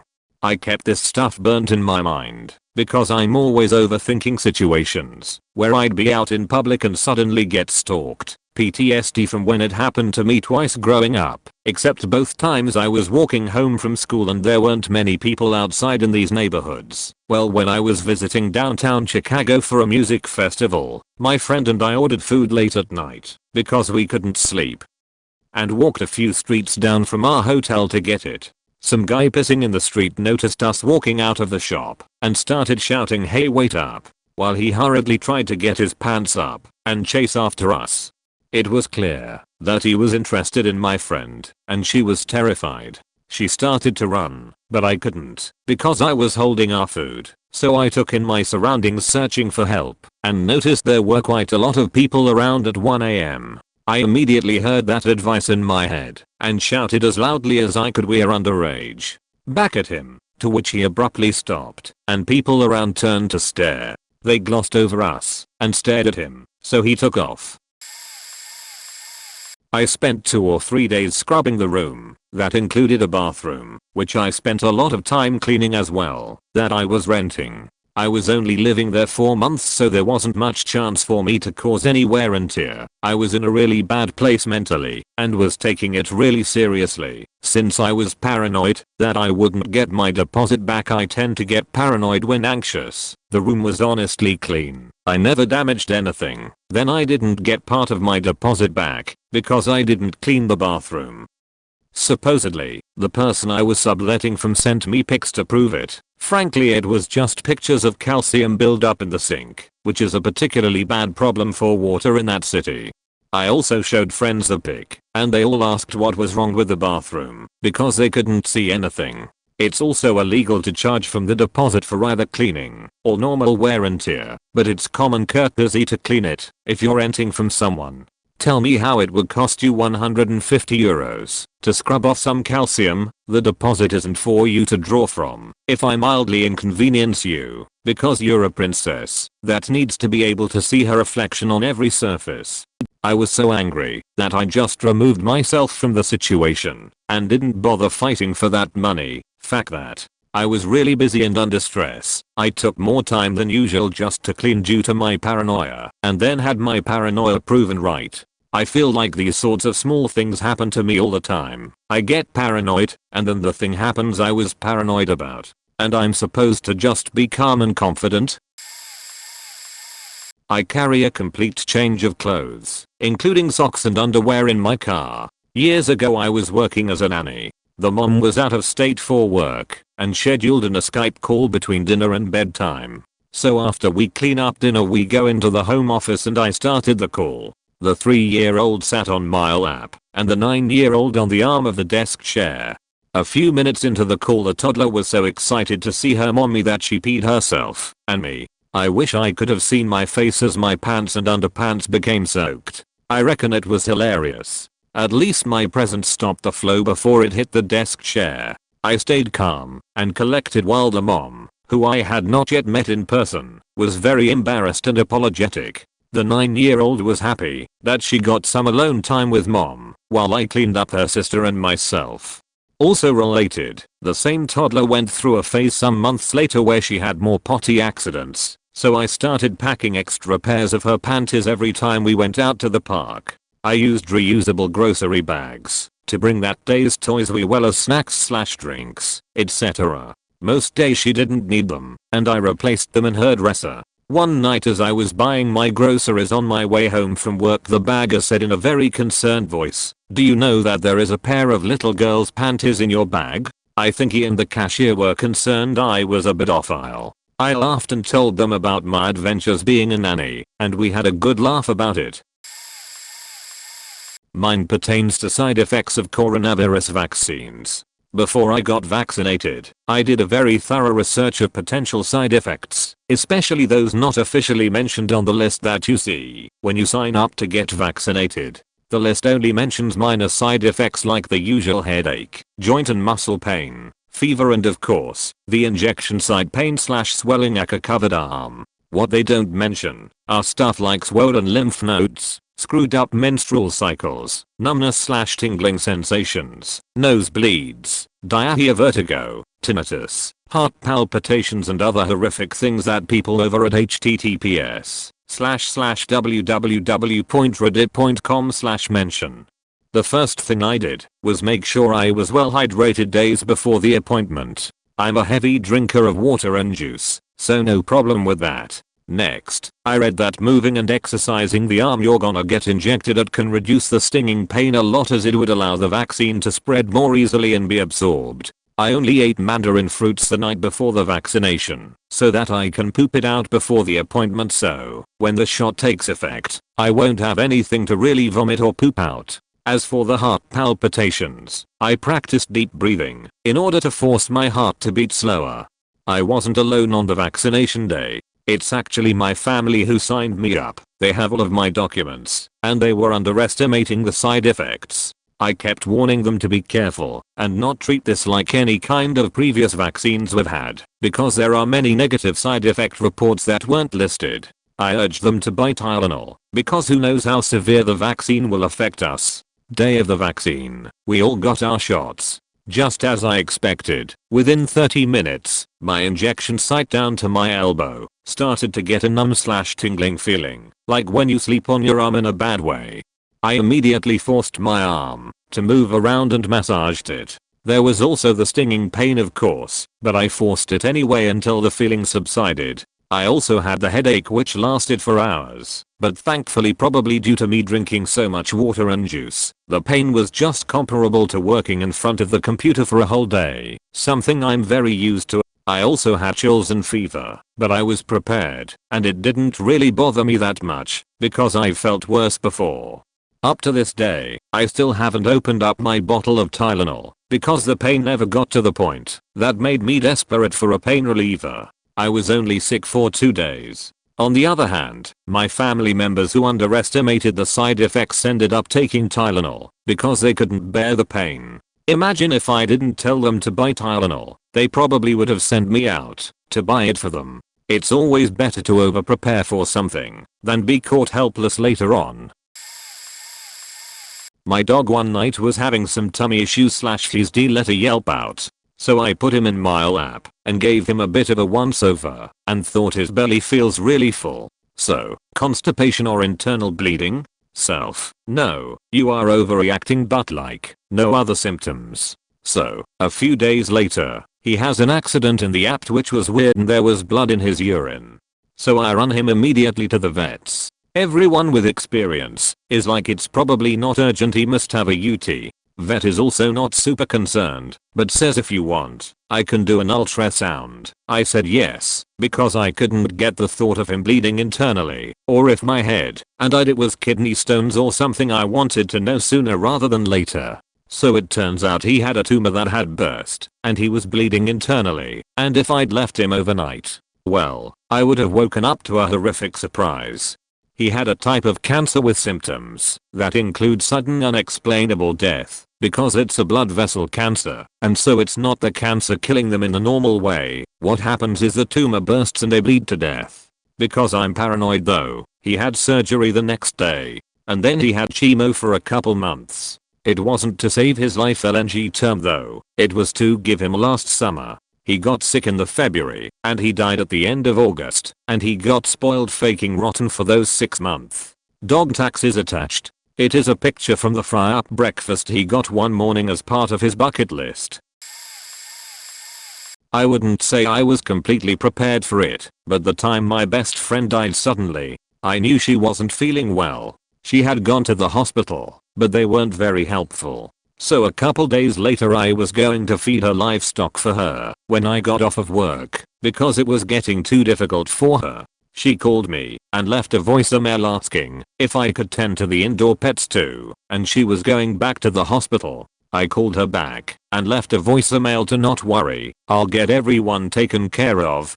So then I get a Facebook message from someone claiming to be her neighbor asking if I was the one coming to tend to the animals. When I confirmed, she said it was imperative that I stop at her place first. Y'all, I lost my sheet. The rest of my shift I was pacing back and forth babbling incoherently that she died, and there was no other explanation for why it's imperative to check in with the neighbor. So my boyfriend drives me out there because I'm just in a state full on panic attack. Get to the neighbor's place and they hop in the car and ask how close am I to my friend. I respond with very, and at this point things are spinning and I'm nauseous. My heart has dropped as I feel this is confirmation of my fear. That's when the bomb drops. The neighbor tells me that she died before returning to the hospital and explains everything. I'm just in shock and disbelief. We all go over and tend to the animals together. That was a really tough time for me. Unfortunately, my brain took that whole experience to mean that every anxiety-induced or intrusive thought was completely reasonable. It takes me a long time to reason through unreasonable thoughts. It's been a long time now, but still to this day, if I'm expecting someone and they are late, I'm utterly convinced they were in a horrible accident and are dead in a ditch. I get completely irrational and it overrides anything reasonable. Even if the person is texting me updates, my brain just like rejects that info and still thinks that they are obviously dead. Anywho, just added to the list of things anxiety makes me do. OMG, my time has come. I was a bit of a loner, always on my laptop, had some people to talk to every now and then and kept to myself. I have had some issues with the school by getting into some loopholes in the system, but nothing serious like hacking. I barely knew how to code. In high school, a chick with mental issues had sent an email out to all the teachers in the school that she was going to commit suicide. Apparently she didn't send it though, and said she'd been hacked and someone else sent it. The whole year group went berserk over this, wondering who it was. But when I talked to the chick after the incident has happened, she gave me no eye contact and ignored me every time, which was really odd. So I overthink the crap out of it, thinking that she was blaming me for hacking into her computer. Lo and behold, 1 week later the deputy principal calls me into his office and asks me about the incident at hand, and it was so hard not to smile because I was 100% innocent. They asked where I was when it happened, and funnily enough I was getting math help with a teacher. I asked if the chick reported me. He said no, which sounds bullshit af, but the my teacher did. The last convo I had with him was when I coincidentally asked him if you can hack someone's laptop using an IP address after the incident happened. I know there's some amazing hackers out there, but I can't imagine myself, a school kid, hacking from a Windows laptop through the school internet onto a Apple Mac laptop, because I know for a fact that Apple's code is entirely different to Windows, so it'd be some hard stuff to do. My ex-GF was cheating on me. She denied it, but I knew pretty early on. My family booked a holiday, and she was invited as well. We broke up before we went. This was the last thing that triggered my depression. Anyway, so we go on that holiday like almost 1,000 kilometers away from my home, trying to forget the entire situation. As we are settled into the holiday home, my overthinking and anxiety at the time kept saying, but what if I run into any of the two here? This is obviously very unlikely, but me being me, this seemed like a very real thing. Day 2 rolls on in. We go to the supermarket and lo and behold I see a dude that looks oddly familiar. Now it can't be. We are so far away from home. After surviving that panic attack, we get back home and I sit out on the porch. I hear my native language in the house next to us and I'm like, what? There is the dude again. Panic intensifies, but I try to rationalize. It can't be him, right? Until I hear one of the other dudes yell his name and he responds.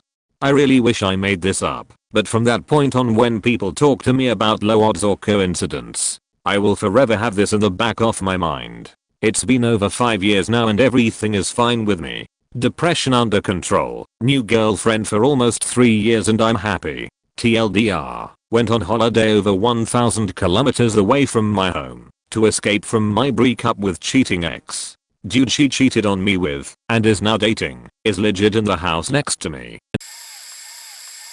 When my wife and I was preparing to get married, we need to book a banquet, including the hall and dining.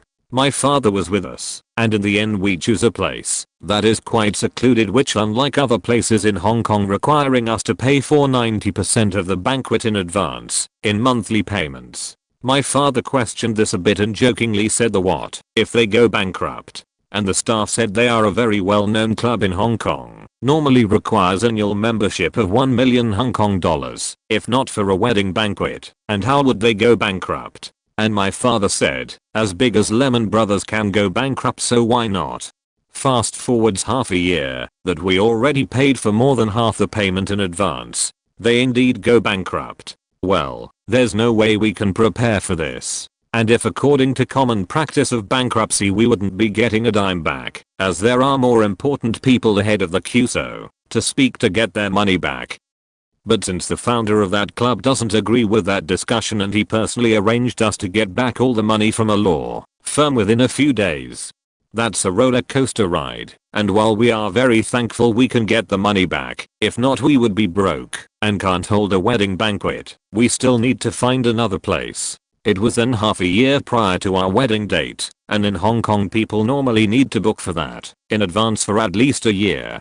Thankfully, we can find one that still have opening, partially because we are Christian, and so our wedding date is not a fortunate date. In Chinese culture people superstitiously assign dates to be good/bad for a certain activities including wedding. So a fortunate date for wedding normally is fully booked, like at least a year or even two in advance. Everything went smooth for our wedding, but a few years later, when we visited Hang Along and want to revisit that place, they are closed already. I guess it is not a rarity for a restaurant to close business from time to time. I spent some time in southeast China, where earthquakes were semi-frequent. In fact, an entire city was destroyed just a few years prior about 70 kilometers away. I also suffer from frequent adult night terrors. My brain will come up with horrible scenarios in the wee hours of the night, walls closing in, house invasion, etc., which always made me run for the nearest exit. One day, a big earthquake hit the city I was living in. The whole building felt like it was made of jello, all the way up to floor 18 where we lived. Thanks to my paranoid hallucinations, I'm always ready to make a quick exit. That day was no different. I was in game mode. I jumped out of bed, grabbed my flatmates who assumed I was suffering another night terror. But they quickly realized what was going on, and we flew down those 18 floors into the streets. Luckily the building held together, but after it was safe we made our way back to the apartment. We discovered furniture, decorations, and even the TV were overturned. As I entered my bedroom, I discovered my tall, unsecured wardrobe had tipped over onto my bed. I don't think it would have killed me, but it would have hurt, and definitely would have pinned me down should I had needed to escape. For once my paranoid hallucinations came in handy. So I took a bailiff to court for violent assault. Before the court date, I received a call from the arresting officer suggesting I drop the case as I would be unlikely to win. Well, that was odd, because he was the one advising me to take the bailiff to court in the first place. I had CCTV camera evidence of the assault and one eyewitness. So I was thinking of any possible scenario where he would change his view. The bailiff was an officer of the court, so maybe knew some of the police, and the police are just one big boys club after all. I started recording my calls in case this officer called me again. Then, sure enough, I got a call from another police officer, and he was extremely direct. He told me there was no possible way I could win the case as the bailiff was employed by the courts, and also mentioned a several-decade-old offense of mine, and how it would get brought up in court. He said he would make me regret ever taking this to court. So I told him the call was recorded. It was. He yelled at me, "You faking TW," and cut the call off. So in court, almost the first thing to happen was this guy stood up and announced he was the chief police commissioner, and that the bailiff was his son-in-law, and that he was a calm and reasonable man. So that explained everything. Well, it appears that the bailiff had made up this long story about how I had goaded him into attacking me. So we played the video of the whole event. The judges only needed to see it once. The judges awarded me their judgment and compensation. The guy lost his license. Then we played the audio of the police phone threat. In the following months the commissioner was found to have tried influencing a few different court cases, so I'm guessing his officers rolled on him. He was sacked in disgrace. They didn't even allow him to leave quietly. Edit. This was back in 2012, and I posted each event up, as it happened, on Reddit, under a different username. I'm an exam monitor. Last year. 48 students in an amphitheater. They are massively disorganized. Didn't bother to read the email. I got this. I carry large amounts spare pens, pencils, erasers, pencil sharpeners for the students. They sign the presents sheet and get told to go to a numbered seat. The map is projected on the big screen. They don't know what to do to fill out their name, etc. on the form. Seriously, they are master students. I got this and project the procedure with diagrams, big black arrows and soundtracks of me reading the instructions. I keep the teaching assistants rotating around the students' seating to check everything in real time. The CD player crapped out mid-soundtrack. I got this. I carry an external CD player and powerful mini loudspeakers to play it via my portable PC. The teaching assistant screwed up and nearly let them walk out of the amphitheater with the test booklets. Holy shit, that's a 20,00 euro fine for me if that happens. By this time I was paranoid and keeping an eye on everything. I ran to cover the screw up, intercepted the unattended stack of booklets just in time.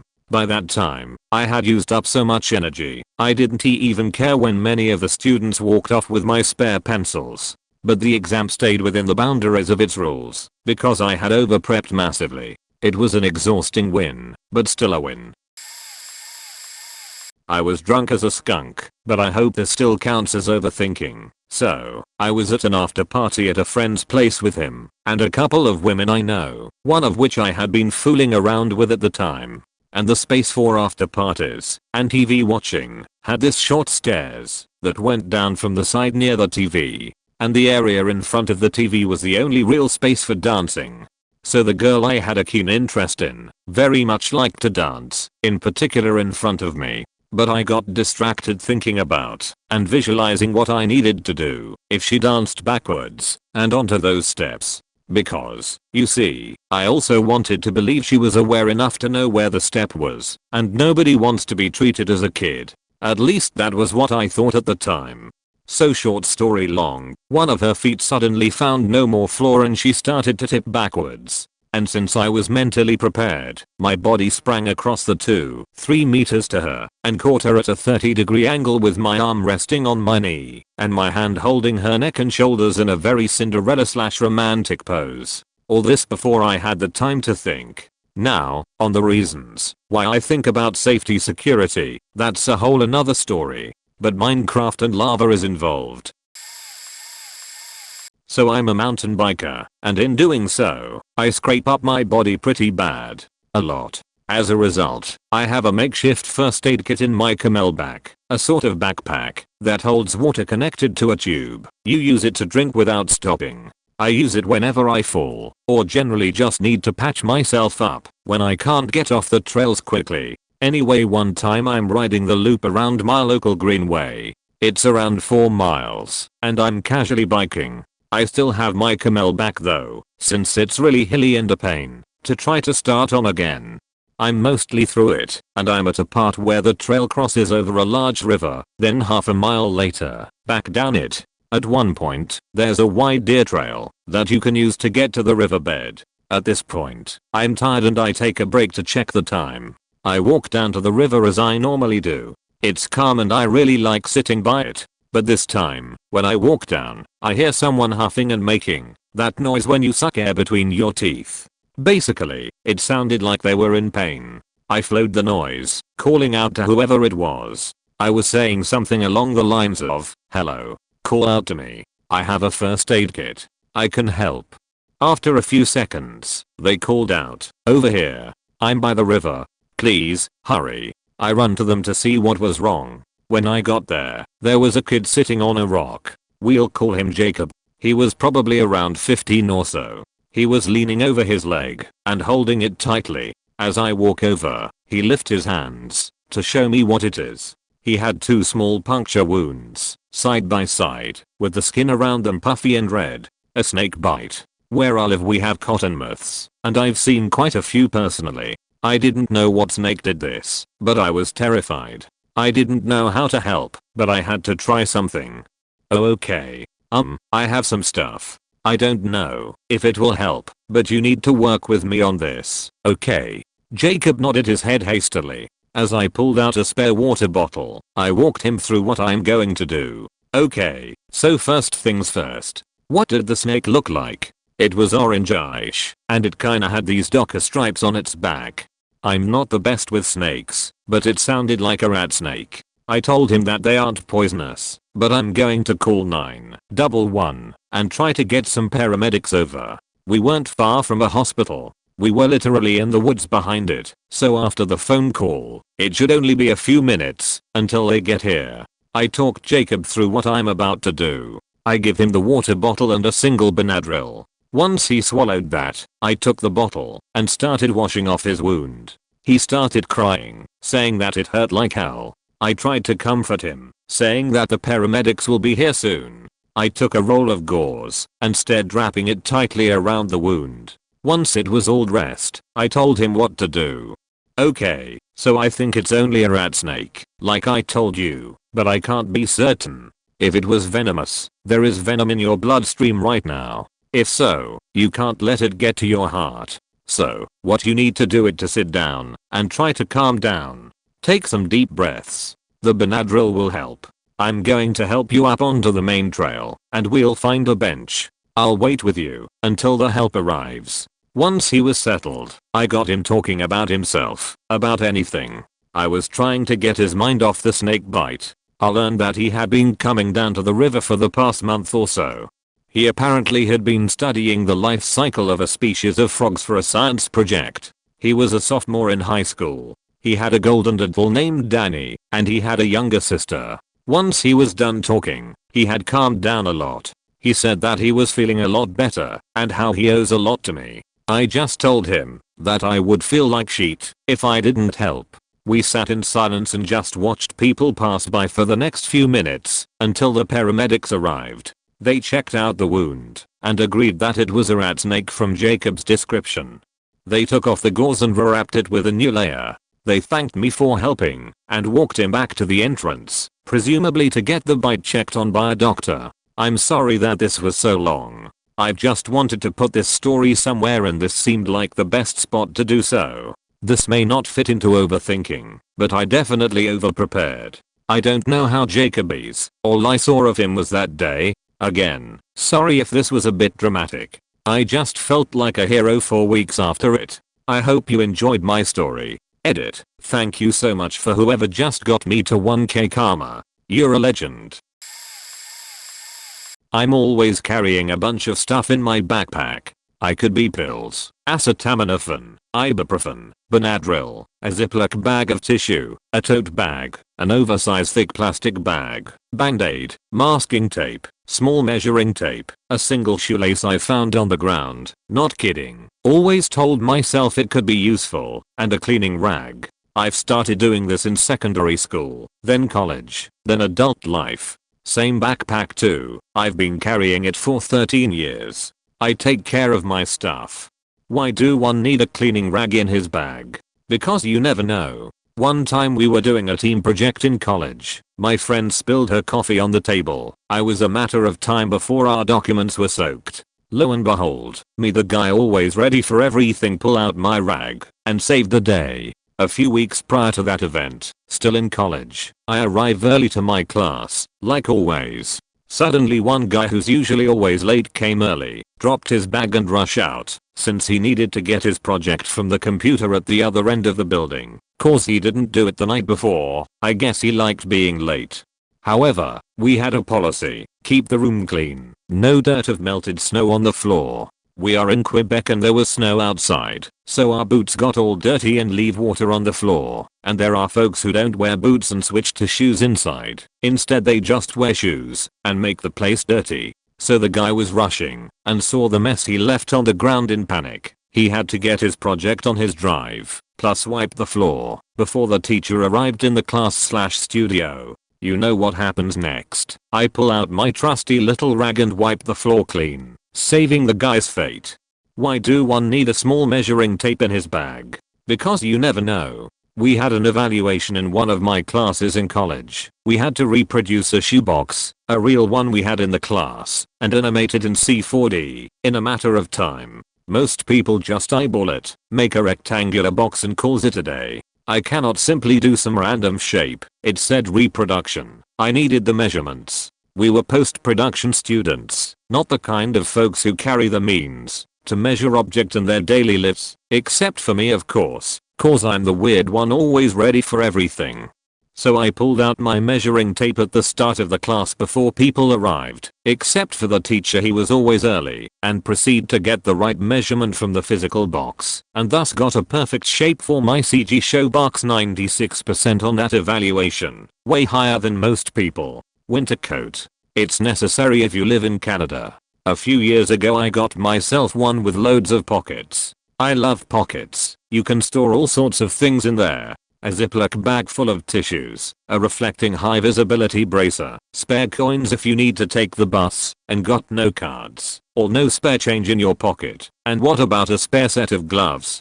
I already have a pair of gloves. Why two? Because you never know. Still in college, we are doing a project where we first needed to film some good looking shots during the night, cause we needed night lights on buildings and such. So it's a winter night, a beautiful one too, with thick slow falling snow and frigid air. However, one guy in our team didn't prep as well as he thought. He forgot to bring gloves and we kinda needed fingers to operate a DSLR. You know the drill. They knew the drill. Surprise secondary pair of gloves directly from yours truly. Saved him from his demise of frozen fingers. Congratulations, you have been invited to a party in a shack resort. Friends and friendly coworker will be making a potluck. I hate food waste. I grew up in the countryside and was frugal before I even knew it was a thing. If a group of adults in their late 20s will make a potluck, surely there will be leftovers. I always keep some plastic container, basic one you can buy at the dollar store, that I actually got from margarine containers that I cleaned, because it's the exact same model. It sits in my cupboard, waiting to get used. I brought 5 of them at the party. Why you ask? Because you never know. The potluck was sorta fun, but inebriated cooking and inebriated planning before the cooking leads to questionable results. Leftovers happened, more than they thought. I hate wasting food, and the friend who organized the party, what a great guy, also stated to avoid wasting food as much as possible, but alas, it happened. No one had containers for leftovers, except for good old me, who gave my cheap container to save the day, and the food. I also brought spare reusable shopping bags at the party. I was part of the cleaning team. Lots of stuff was left by the others. Lots of stuff was brought at my place thanks to those bags. I mean, there was a whole barely opened can of maple syrup. That stuff is expensive. I just wrapped it up in saran wrap and put a rubber band that I had in my bag, you guessed it, and it was sealed. I put a beer bottle box at the bottom of my bag so it could sit upright. COVID happened. We are all sent home. Fear settles in, and there's no food at the grocery because people bought everything for the confinement. Guess who had loads of canned food way before March 2020? The neighbor? The old cat lady down the street? Elvis Presley on his island? No, me. Why having loads of canned food in your cupboard? BEAKRCYOU Northeast Velno. I'm always ready for every eventuality. Friends learned it with time. I like making fun of myself for this. I think it's ridiculous sometimes, but if I'm not prepped I always have bad feelings. Overthinking made me win more than it made me lose, that's a fact. In the beginning of this year I got promoted to a position where I'm responsible for the safety at my place of work, a regular office. I started looking through the rules and regulations and found that some of the supervisors hadn't gone through a first aid/CPR course in the last 2 years, including myself. At 26 I'm the oldest of all the supervisors, so you can imagine that neither of us has had much experience with emergencies. My boss booked a course for us at the end of March that took us through first aid, CPR and general emergency psychology. I've always been a bit of a hypochondriac and regularly scour the Ask Reddit threads directed at medical and emergency personnel, and I asked a bunch of questions about hypothetical scenarios and requested anecdotes during the course. 2 weeks ago a colleague with no previous history had an epileptic seizure while on the phone with a customer. As soon as I received the call I went there and was able to manage the situation. Sending well-meaning fussing coworkers to the next room, put a jacket under my colleague's head and just sat next to him while the seizure passed, gave a report to ambulance personnel, and then had a talk with every single coworker about the situation, their feelings about what happened. Some needed to cry, some vent, others wanted to know what they could do in the future, etc. We had a very good exchange about this, and we all kind of felt like a big family at the end of it. Thanks to all the people who've shared your stories of emergencies on social media like Reddit. Your first-hand accounts have helped me imagine countless scenarios and helped me act when something really happened. Oh, geez. Well, you know how 2020 was the shit year for everybody? Yeah. I'm no exception. So, late 2019, things are going great. I have a beautiful girlfriend, she has a precious son, and we are trying for another. Inspired by my recent promotions and newfound financial security, we were looking at homes, shopping for schools, just living the dream. With one caveat. I'm an overthinker, and I have had problems with jealousy in the past. So every time it came up that I was feeling jealous with my new love interacting with and generally doing normal parenting stuff with her boy's biological father, I very firmly told myself how absolutely ludicrous. It could never happen. Don't let this irrational thinking go on. So I would bring it up during the times where it was really bothering me, and I made sure to be clear in communicating that I didn't have a problem with him and her interacting. It was just a twinge of pain from past relationships that I had moved on from. She was very reassuring and understanding. Around this time, we became pregnant, and I was elated.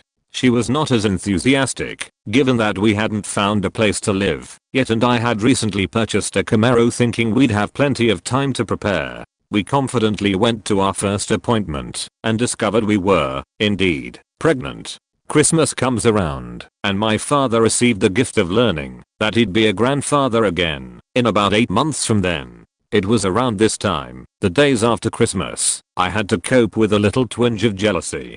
I told my girlfriend I was just a hit sad that she only got Christmas evening with me, but Christmas morning and New Year's with him. I expressed that I really wanted to spend New Year's with her, and she pretty firmly shot me down, almost like she knew I was going to propose and didn't want me to. The day before New Year's she told me some horrible news. She was bleeding a bit and didn't feel right in her tummy. I asked her if I could take her to the doctor, and she said no, just to watch her son while she went on her own. I figured that was acceptable. From 9 AM until 7 PM I didn't hear anything from her, and it should have just been a short appointment, blood work at most.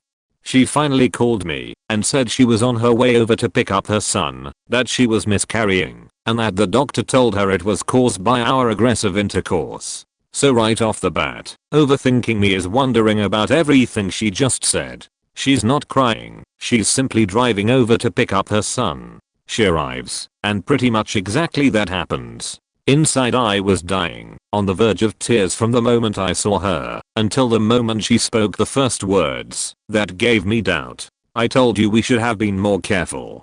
That is not a sentence she had ever spoken to me concerning the health of our unborn baby. In fact, she was quite persistent and passionate. We hugged, kissed goodbye, and she left me alone with my thoughts to churn. The next day, without any provocation, on New Year's, she says she needs some space and time to process. By this point I have already overthought every scenario and resigned to my room ready to deal with the anxiety and unknowingness that comes from my need space. I totally accepted her desire for space, but I didn't understand it.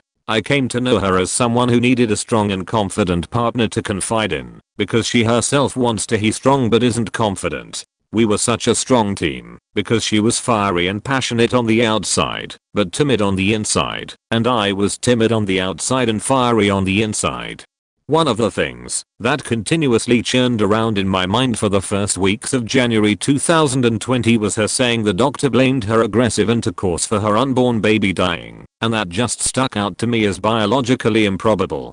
Sure enough, after a quick search, it's exceedingly rare for any complications to arise from intercourse of any intensity, aside from breaching the cervix and tearing it, which would be exceedingly painful for both parties. There's really not much damage you can do. So, as every tragedy goes, she inevitably decided to leave me with I thought it was clear we were broken up. I'm going to stay single for a long time. My son is my first priority. You're a great guy. And I let it go. I've got too much experience in this life to flip out and lose emotional control anymore. But I'll let it go in the healthiest way I knew how. I gathered the last of her belongings, sent her a text, your stuff is here. In 1 month it will be abandoned, and you may see me trying to sell it. I have time this weekend for you to pick it up if you wish. I didn't receive a response 30 days later, in February, with thoughts still churning about whether she got an abortion. Was I that horrible? Faked the miscarriage? Did she cheat? Never got pregnant? Is she psycho? I pushed that all to the back of my mind and began posting the items of clothing, shoes, makeup, and Apple Watch she had left behind. The watch needed a charger, but a trip to Walmart solved that. Immediately upon charging the device, it connected to my Wi-Fi and a string of texts between her and her ex popped up, so I read them and essentially learned that they were back together. No surprise there. I've been lied to so many times. I'm surprised when I find out I've been told the truth. What I saw when I scrolled down was a bit more surprising. An email from her doctor saying she's soon entering her second trimester with no complications. I even got to see the ultrasounds. I texted her and said, do you have a due date? I'd like my lawyer to have a time frame for when we can start the process of establishing paternity. My lawyer advised me not to attempt communication again after that. She never responded. She skipped state, sold her car, lives in a big house with her now husband and 2 sons. A much less mature and stable version of me would have compiled this whole sheet scenario into a few new criminal charges. Be aware, overthinkers, that your emotions will be your downfall if you let them. I have a chance to know who my son is and be a part of his life because of my emotional control. Had I went through this a few years prior, I likely would have snapped and lost any chance to know my son. Stability. Learn it. Know it. Practice every day. It all began in the winter of 2018. My mother is aging, and I'm always looking for ways to make life a little more comfortable and convenient for her. I decided to buy her a bidet toilet seat. She took a bad fall and broke her arm a few years prior, and it was becoming more difficult to wipe after going to the bathroom. I head to Costco, large American warehouse store, buy the bidet and head home to install it as a surprise.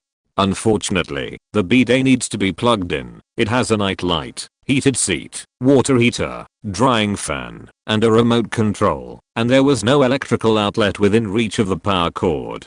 Instead of returning the fancy $300 plus bidet and replacing it with a regular one that doesn't require power, I decided to add an electrical outlet at a convenient location on the wall behind her toilet.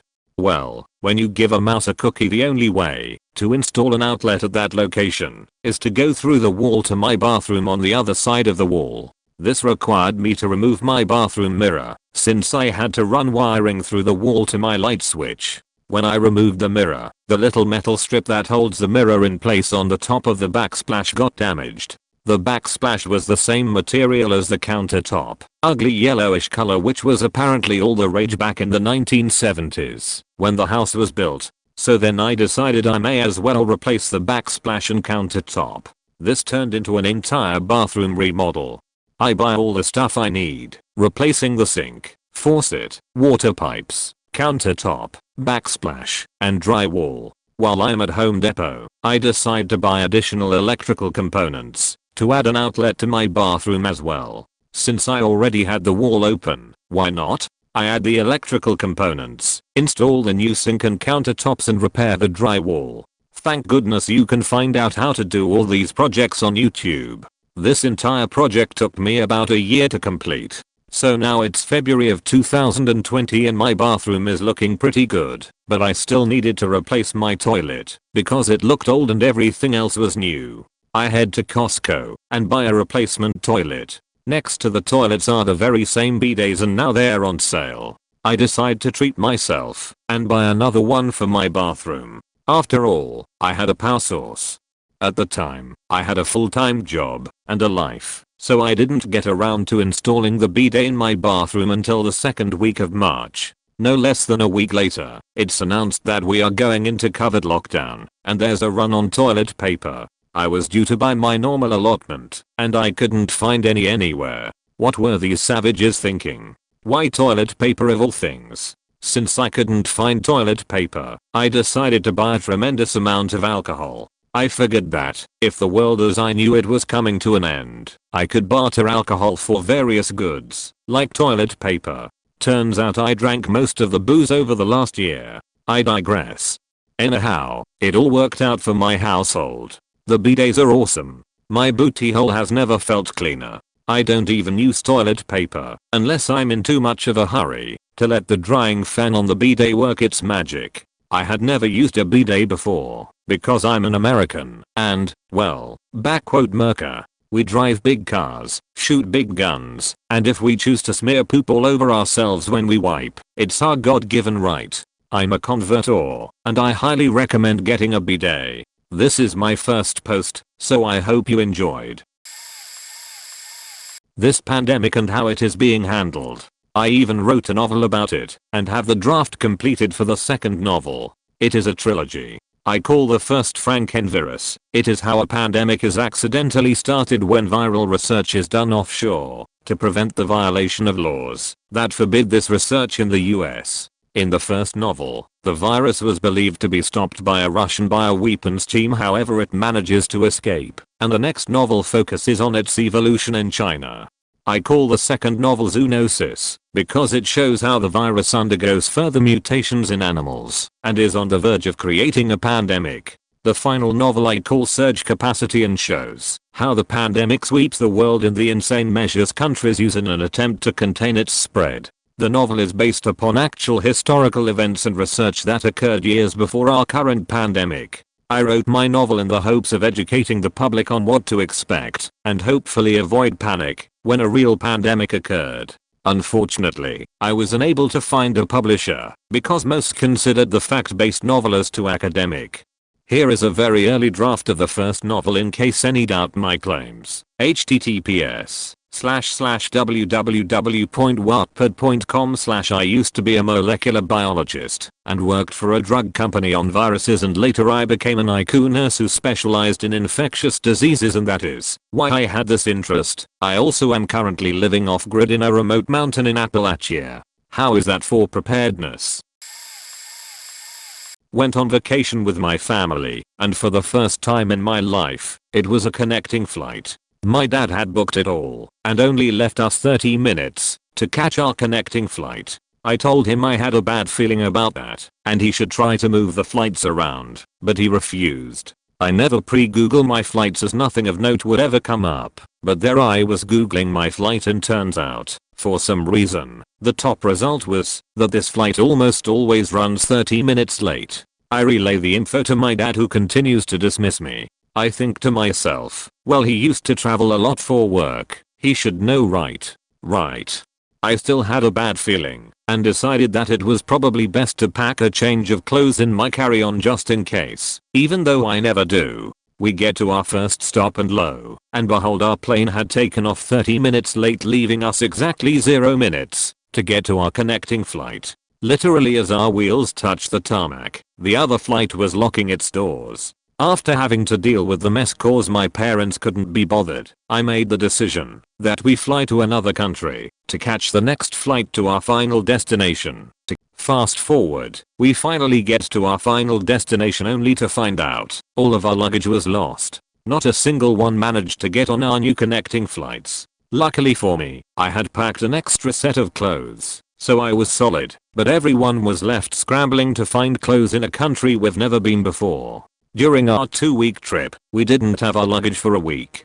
Cherry on top, on the way back, I packed bags and thought, the chances of them losing our luggage is slim, right?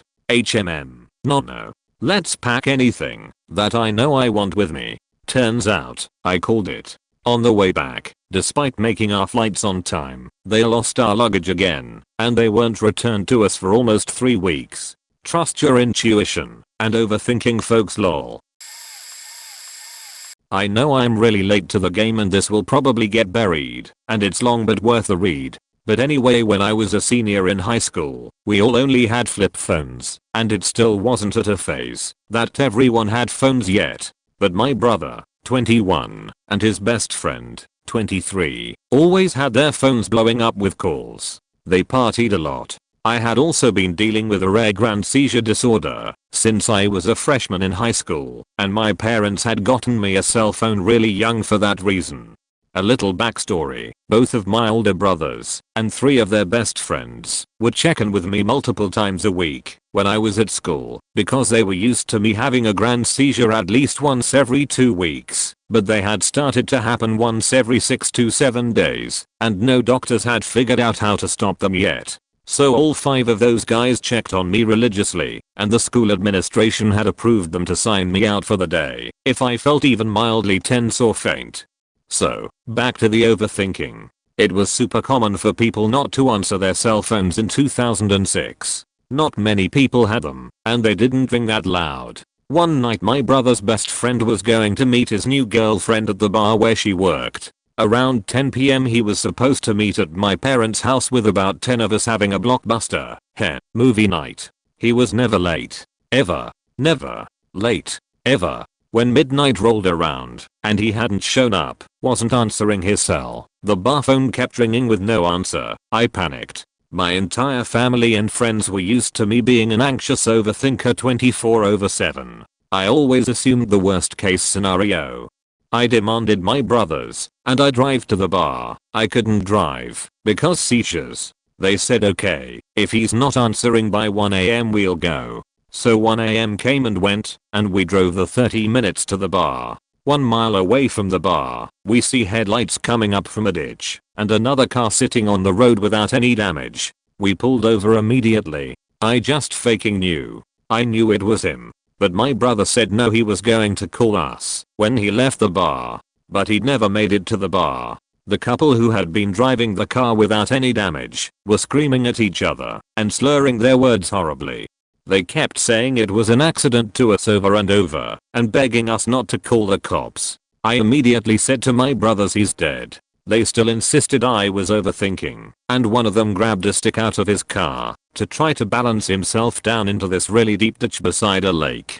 But I just faking knew. I knew my overthinking was right. I had made my brother carry roadside emergency auto and medical kits. Either the medical kit down into the ditch for my brother. About 30 seconds later I heard my brother screaming and puking. I jumped down and opened up the hyperventilation bag. He pressed out. The bag had smelling salts, and I woke him back up. I saw our friend and immediately started puking everywhere. Our best friend had gotten a flat tire 1 mile from the bar. He had his flashers on and had set out a flare and 2 of those portable flashing emergency cones while he was changing his tire. I had also bought him the emergency auto and medical kits for Christmas, and he said I was crazy paranoid, but here he was using it in all the right ways to protect himself. The couple in the other car were extremely drunk and had swerved and hit him at 60 miles per hour, and their reasons were so delayed that they fully ran him over after the cops said the impact of the hit had thrown him 1,100 feet. They measured blood and flesh stains on the asphalt. The drunk couple knew he was dead, so they rolled his car into the ditch and put his body back in his car to try to make it look like he crashed. They told us this. But most cell phones didn't have video capability back then, so we couldn't record that confession. They bolted as soon as we called 911. However, I also made my brothers carry digital cameras in their cars in case they needed to photograph a car accident for insurance. They were able to get a decent enough zoomed photo of that couple's license plate as they drove away. If I hadn't been overthinking, my brothers and our friends would have chalked up his no-show to the movie night as just him going home with his girlfriend. We never would have had a license plate and verbal confession from that couple to take to court. Unfortunately they only got 4 months in jail and 6 months community service, which still makes my blood boil 15 years later, but at least I have the peace of knowing what truly happened versus having some unknown sketchy story. Edit. Format. Had my time to shine. My husband talking to someone in an intimate way and sending photos. He'd become really distant. He would stay up really late at night to the point I'd go to bed earlier than him. For context, I'm a night owl. He goes to sleep early, rises early. I would lay in bed thinking he's gotta be cheating on me. He's definitely cheating on me. Oh god, don't be that way, don't think like that. Stop. Well, one night I go to bed at 10 PM. He's still on his computer playing a game. The usual. I wake up at 1 AM because I'm hot. Remember that I hadn't turned the account back on from earlier that day.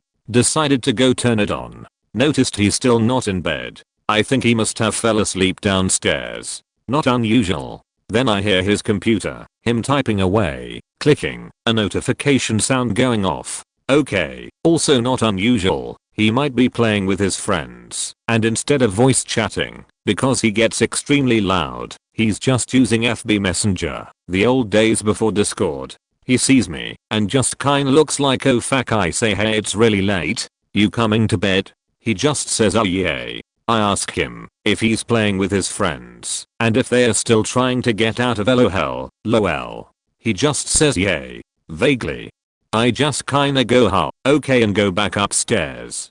2 hours later he comes up, wakes me up, and says, I need to tell you something. I'm thinking maybe he was playing a tournament or something and won, or whatever. I was not expecting him to say, I want this to come from me. I've been talking to this woman. She asked me to come see her next weekend, and when I refused, she said she was going to message you and tell you.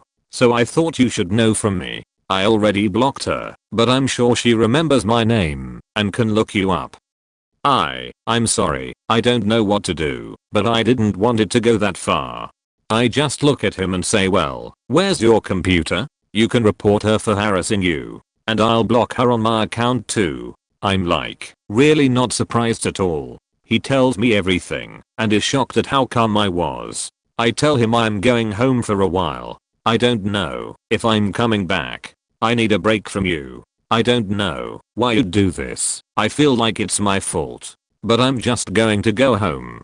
I left for almost 2 months. We worked through a lot. I told him that unless he can figure out why he felt the need to reach out to someone else in an intimate way, and not his wife who is always open and wanting him to talk to her about his feelings, don't talk to me. It took him a few days. He wrote me a very long message explaining things. We ended up going to therapy. We worked a lot of it out.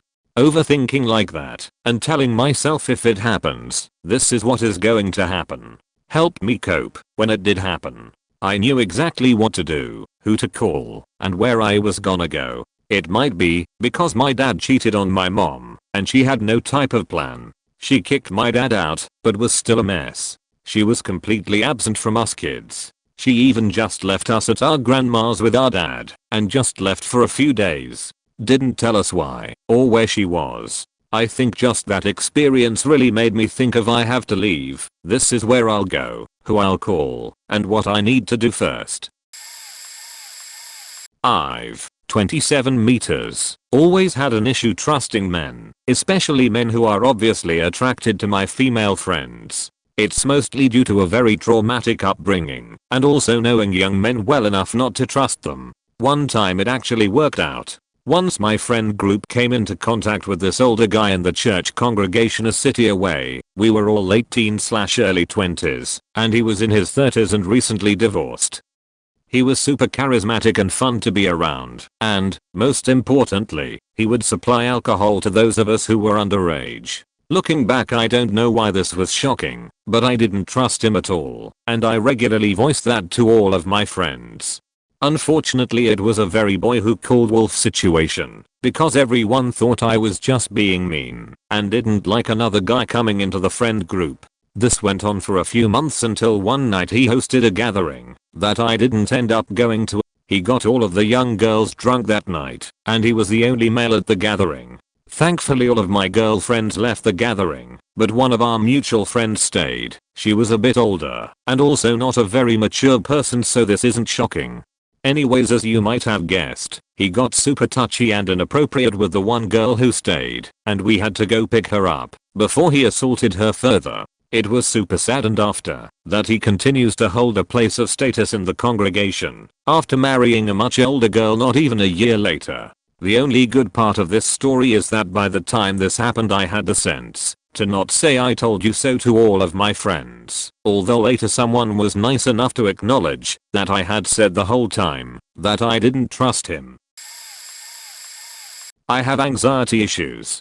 But having my family prepared to leave the country when the 2011 Tohoku earthquake happened, it was only the paperwork portion. I was in the military, my firstborn was 1, and I had a second along the way. So I was worried about something big happening and had all my affairs already in order and plan B and C's. When the earthquake happened and they were evacuating the installation, my family was first in line because my will, vaccine records, next of kin, literally everything they had in the checklist and more I had already done and squared away in my preparation of an event. My ex was impressed. Little did she know that I even had prepped food and water for like a month way before, and that was just in case we had to bunker down at the house. Plus, I had bug out bags and other gear stored away in case we had to leave the base and move up the mountains, maps, tents, machetes, food, water, cash and more. We were more than ready in case anything happened. Probably gonna do the same here in New York City. Edit. I also knew about COVID-19 in Jan and was as certain as my paranoid self can be the 1st or 2nd of February. Posting things on FB and preparing for the shutdown. Not toilet paper though, that was stupid as fuck. TLDR. We had a condo with issues in the building. My paranoid brain said things could get way worse, so we sold for a massive loss, only to learn that mere months later the whole building and suite flooded. The long version, we owned a condo that had some issues with the mechanical heating system. We all had fan coils in our units that weren't doing well. There's a lot of details, but long story short we decided to nope out of there because we were tired of dealing with the issues. We knew there was a big special assessment coming down the pipes. They told us $30K for units our size. A flood from the year before had made our insurance premium for the building go up and made the deductible for water $300K, and I didn't want to wait around while the board hemmed and hawed about what to do about the fan coils that weren't functioning properly.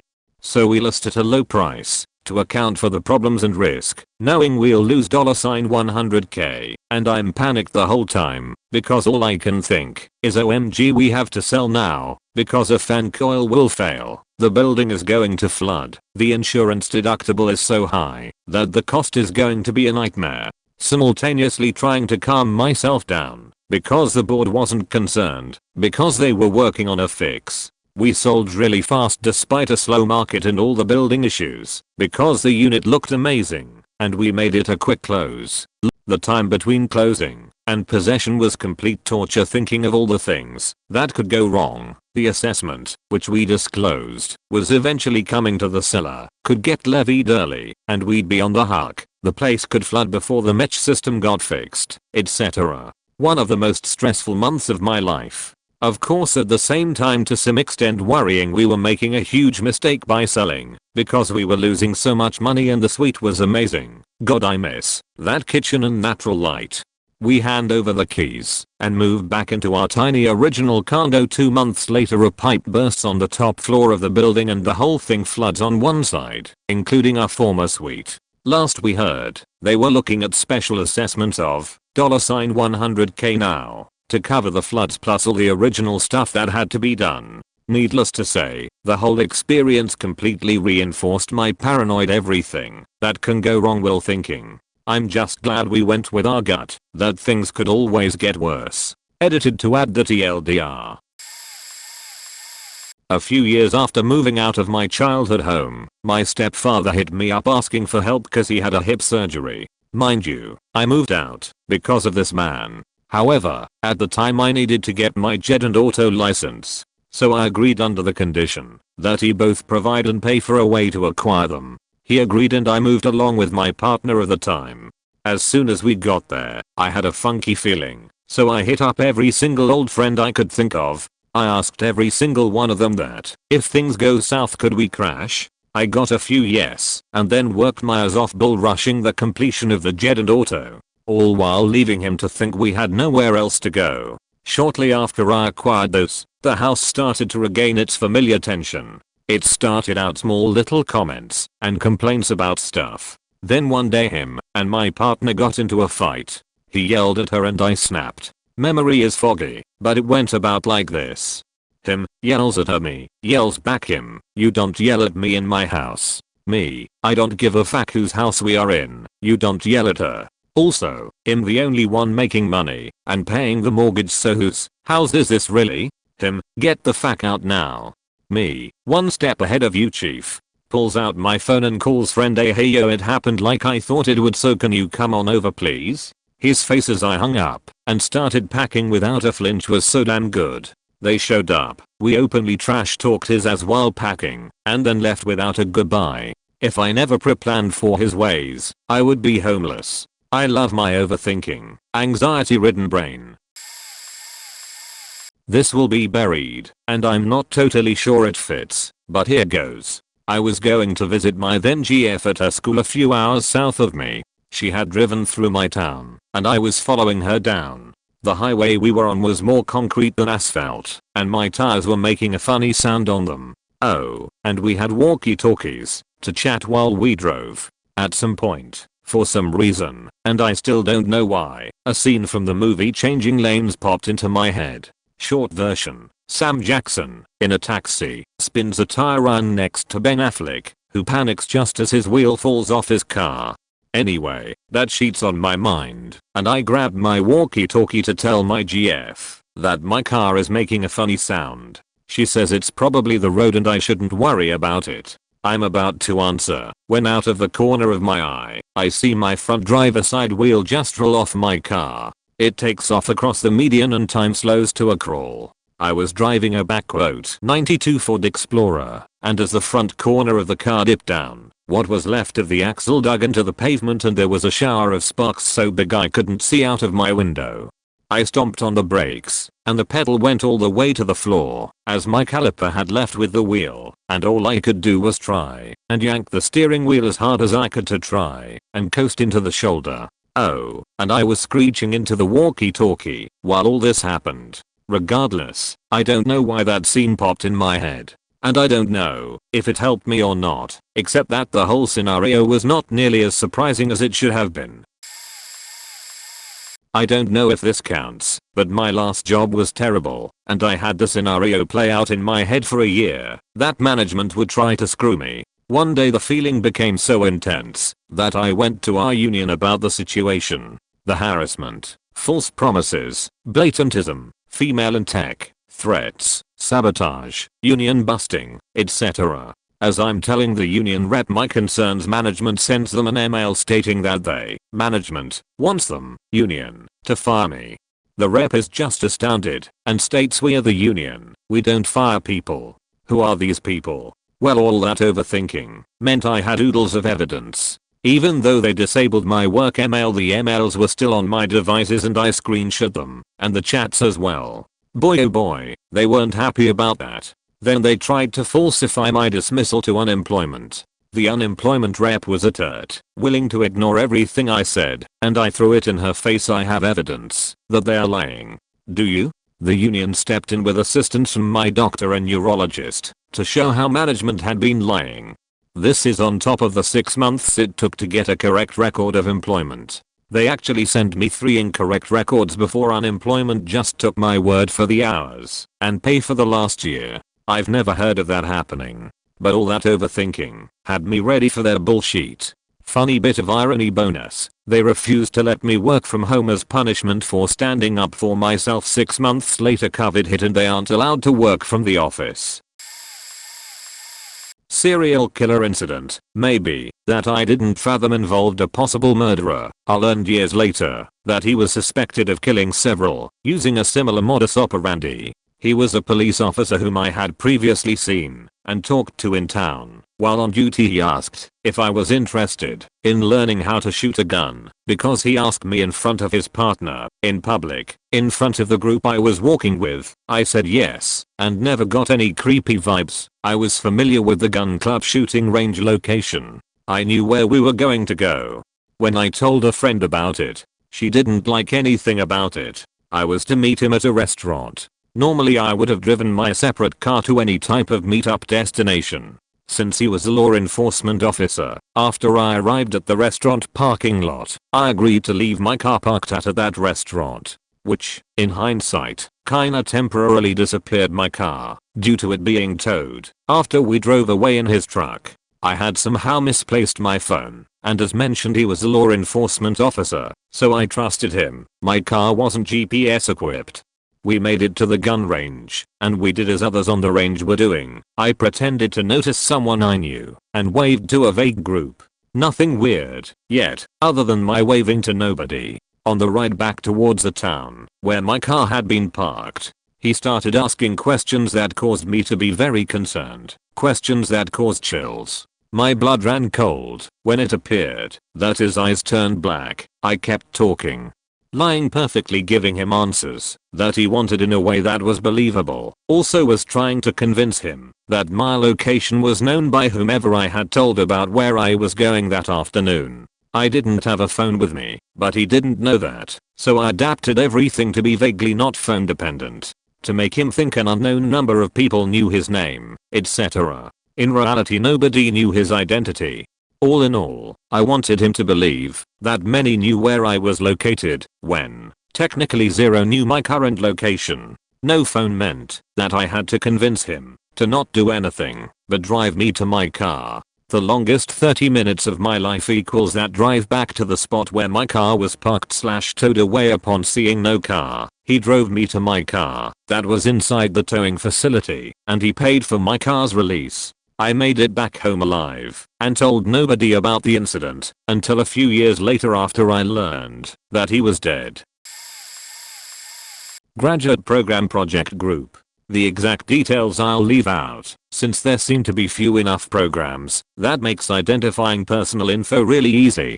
Basically I was tasked as a team lead to ensure the group kept itself to task.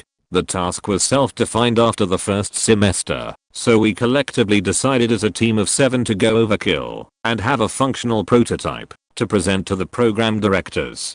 Now that the context is out of the way, I see we have 5 weeks left until all our efforts are due for presentation, and think to myself, here's what's going to happen. We are going to try and do everything last minute, because we're young 20-somethings. I'm going to emphasize a general schedule for the 3rd week, so we can avoid doing it all last minute. Then I'll assess the man hours expected to complete each task. Clearly this is logical for a project schedule, except I went down the rabbit hole and tacked on man hours for critical problems in each task. So I tallied something on the order of 170 man hours plus 400 for critical errors on all tasks. I had an inherently bad feeling that a bunch of 20-somethings were going to cram the hardest work into the last week after all. This wasn't the real problem, however. The real problem was all the critical hurdles popping up in the final week, throwing an extra 400 man hours on the table. I reasoned this rabbit hole of digging because I'm extremely distrustful of manufacturers that have a spec sheet saying, works with this line of code we put on GitHub. 3 weeks later, week 3, everything went exactly as planned. Everyone ignored my input to divide tasks into a few major subgroups earlier. I had to force the split into cross-functional subgroups in the team, arguably better than my original suggestion. I then post my estimation of man hours to explain that we can get everything done without any miracles. Week 4, more unexpected events show up, total addition of about 100 man hours. People complain about man hours being too complicated, even though they didn't need to understand it themselves for their own tasks, and didn't provide a solution to the non-existent problem. Work continues with cross-functional teams. A little external drama happens here and there. Week 5, everything is working fine, except one feature of the prototype build. This feature failure added another 30 to 70 man hours 2 days before our deadline. Man hours were used to justify cutting this feature and redistributing work for compiling work into a file and developing respective parts of a presentation. Overall, we basically saved 2 hours of discussion with 7 people, 14 man hours, by me overthinking for 2 hours alone to develop criteria to cut project activities based on man hour requirements. We ended with essentially meeting over 90% of our ambitious design goals by only working 2 8-hour-long days with the full team. That week we put in nearly 130 man hours into the project. You might be thinking that I expected the procrastination to be the major issue. You're not wrong. I genuinely was expecting that, and it did in fact happen. It's just that procrastination is expected. What was unlikely is that we expected all of our electronics parts to work more or less out of the box. One of them didn't, and we couldn't figure out why. The spec sheet said this, but it isn't working that way. That exact scenario was pre-planned to be an automatic cut feature criteria 5 weeks prior, because I'm inherently distrustful of many manufacturers. It just also happened to coincide with procrastination and a short argument that died the instant I pulled up my rabbit hole estimates. Seems like overthinking to me in hindsight, but I'm also far less experienced just by my age, so maybe this is a normal high likelihood problem. My father had tendencies to think he could go above reality and do what he wanted, so this is why a dumb trip was made during the time it happened, lol. As a child, having no choice, I had to ride on snowmobile with him. My mother was out of town and he really didn't like random people taking care of me. I was at her age, I understood things, but just not the age to be alone while he was gone. It was late winter, obviously not safe for ice traveling, but it was white snow and no signs of water, and as we are going across the ice on our way back home over ice we traveled on that day, I felt super weird. My stomach was just turning, and I felt very trapped in a big open space on the ice, as if the shore was not a achievable destination. I decided to stand on the seat and kneel, and shortly after the rear end looked like a boat does. The track was in water, and I was able to get on the surrounding ice without much of an issue. My legs got a bit wet. Sadly, my dad ended up going in the water and hanging on the edge of the ice I was on, and it was a super strong current. I remember him just cursing and cursing, while a friend of his who was with us and went on that ice in front of us with no signs of water brought his Kamatic over for my dad to grab onto to be brought up to the ice. It wasn't as easy as somebody grabbing his arm to get him out. It was a scary 2 minutes. The snowmobile was retrieved over 60 yards away with only a maximum of 40-foot depth. The current there is no joke. A little bit up the way there is a beach called Death Beach because of the current, and a lot of folks died in that water. Not sure how this relates to the gut feeling part, but I couldn't leave it unfinished. I was working at an older credit union as a head teller a couple years back, and would always think about how, if we got robbed, what I would do. It was a pretty small credit union, so it was just known to the locals, and was right off the middle of a larger intersection. The literal day before I went over the robbery procedures, which hadn't been updated in more than 15 years, and redid all of them, since it was right before payday and I wasn't too busy. The morning of at 9:07 AM. We were robbed. I was filling out paperwork in the morning and trying to help members in the front lobby who were starting to come in, since we had just opened. A man approached and said, "Excuse me, sir," and I told him I would be right with him and didn't look up. He waited a second and said, "Put the money in the bag." I complied and gave him all of the lower denominations in my drawer at the time. He ran out, and we ended up following our procedures perfectly. Locked down the credit union, held the people that were in there for witness statements, called the police, and they cleared the building. He ended up getting caught cause we got the color of his shoes and the license plate of his getaway car. It was amazing. I used to think about getting robbed every day and never truly thought it would happen, but I was actually prepared for that one, lol. I once had to adjudicate a student's expulsion hearing. Essentially, I was both judge and jury. There were a lot of rules and regulations that I wanted to follow fairly and to the letter, as this hearing would either end a student's academic career or result in someone entering a medical profession after having already been proven to have plagiarized coursework submissions twice and been accused of doing it a third time. It was extremely important to me, and to everyone involved, that this work be done to a very high standard. I spent days with those regulations, reviewing every detail from burden of proof to procedural regulations to what people could bring into the hearing. One of the things a student could choose to bring was a lawyer, so I talked myself through what to do in all sorts of cases: angry/disruptive student, intimidating lawyer, missing paperwork. I went into the hearing laughing a little at myself for wildly over preparing for what would probably be very simple.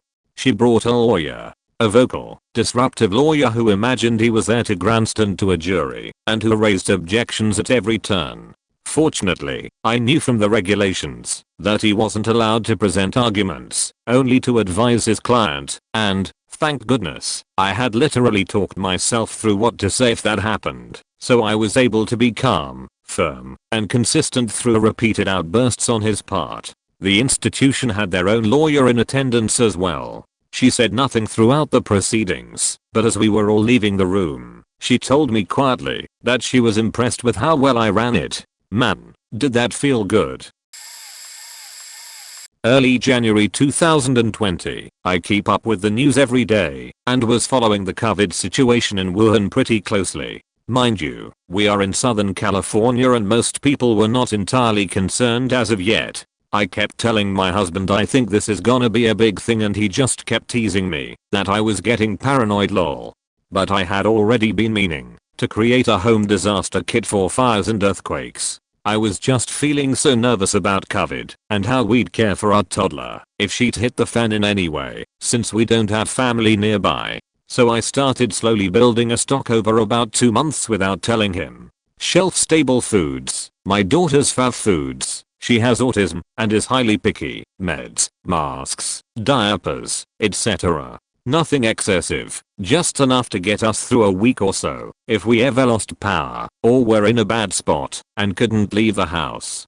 Suffice to say, when California was officially put on lockdown and the stores here were literally empty and Amazon couldn't deliver like anything inside 3 to 4 weeks, my husband stopped looking at me like I was completely crazy lol. Now we always have a stocked pantry and freezer, stocked first aid and meds, and an emergency kit. Plus our important docs and essentials are stored in such a way that they can easily be grabbed if we need to leave quick.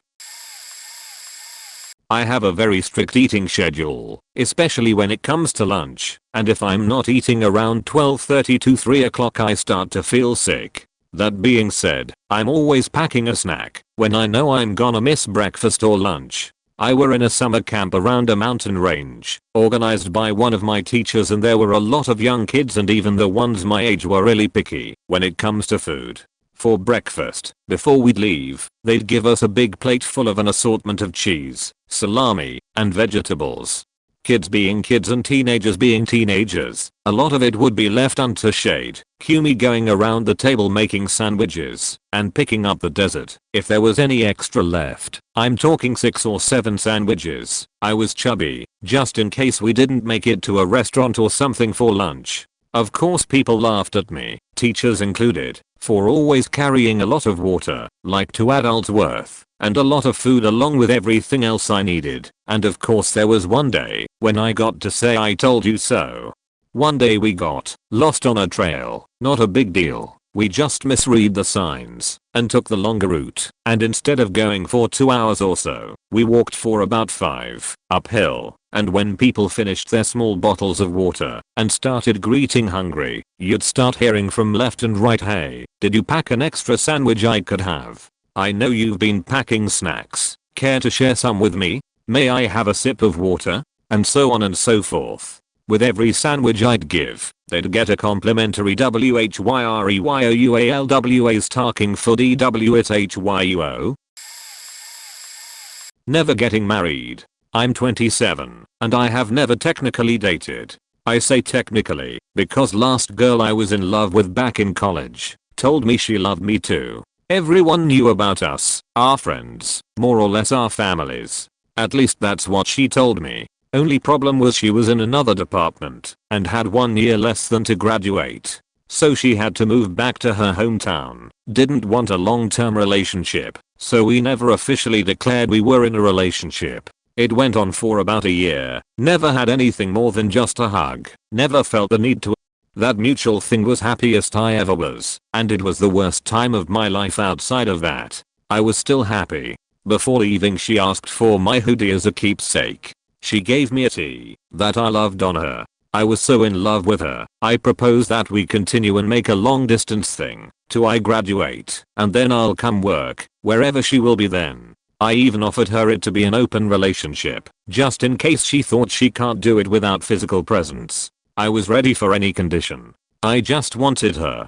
Right before leaving she went on a trip to nearby town with some of her childhood friends who had come to help her move back. After a couple of days of ignoring me, she called me and said that her friends were asking about me and why was I calling her so much. That she realized I'm not get boyfriend, so I shouldn't be calling her like that. Then next day she tells me casually she made out with a guy in the hotel room. I have had very rough time till then in college. I had been depressed, failed, humiliated and everything.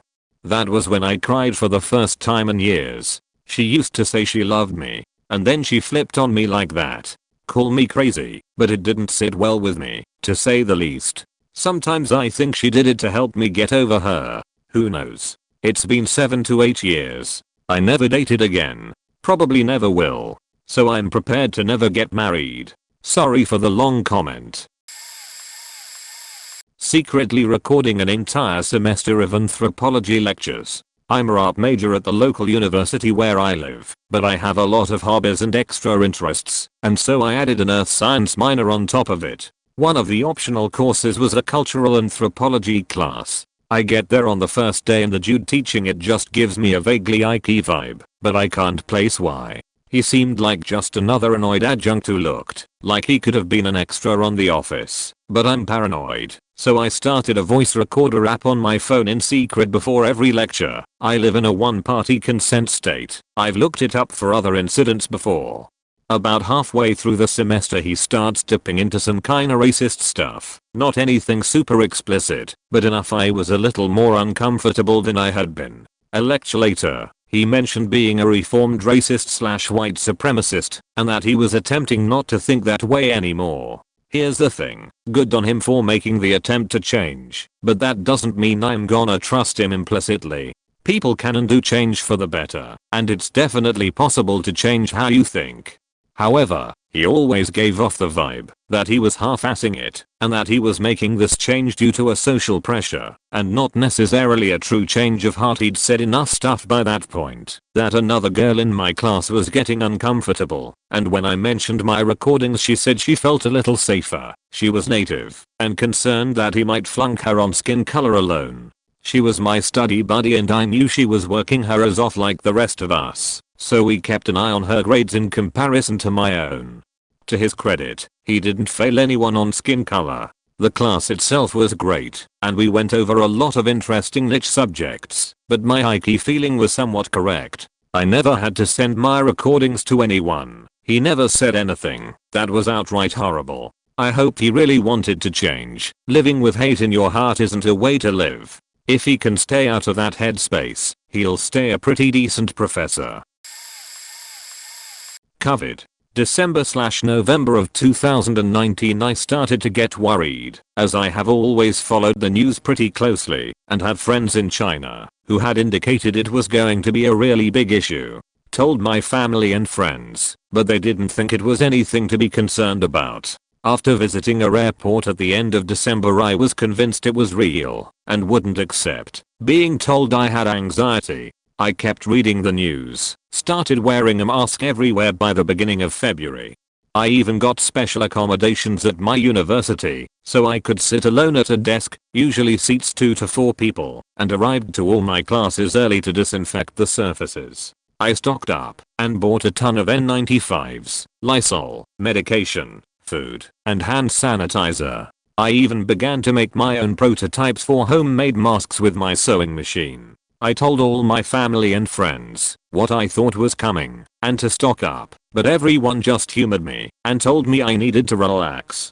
By March my anxiety about public transit and crowded uni hallways with COVID was so intense, I stopped going to school unless there was an in-person test. My family was genuinely concerned. I think they were getting ready to have me formally diagnosed by a psychiatrist. Strangers would ask me if I had OCD. I do not. I felt a little embarrassed, but I still thought I was right and tried to convince other people to listen to me. April came and my entire country went on lockdown. Everyone realized COVID was real.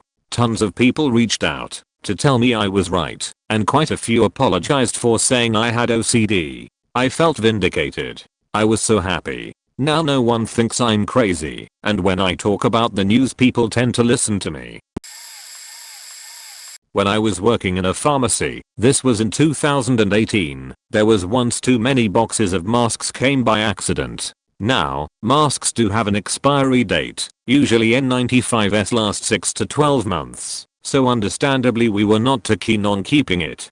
For anyone who has worked in retail, you'll know that shop space is very limited. That includes the back, which isn't a magical place that leads to Narnia. It's usually already full of stuff. In general, when too much of one stock arrives by accident, the protocol is to return it, and then we won't be charged for the stock. But in this case, the boss, remembering the SARS pandemic of 2004, told us to keep it. She said, "You can't ever be too careful. All you need is just another pandemic. Besides, it's not like they don't sell at all. Let's just keep them."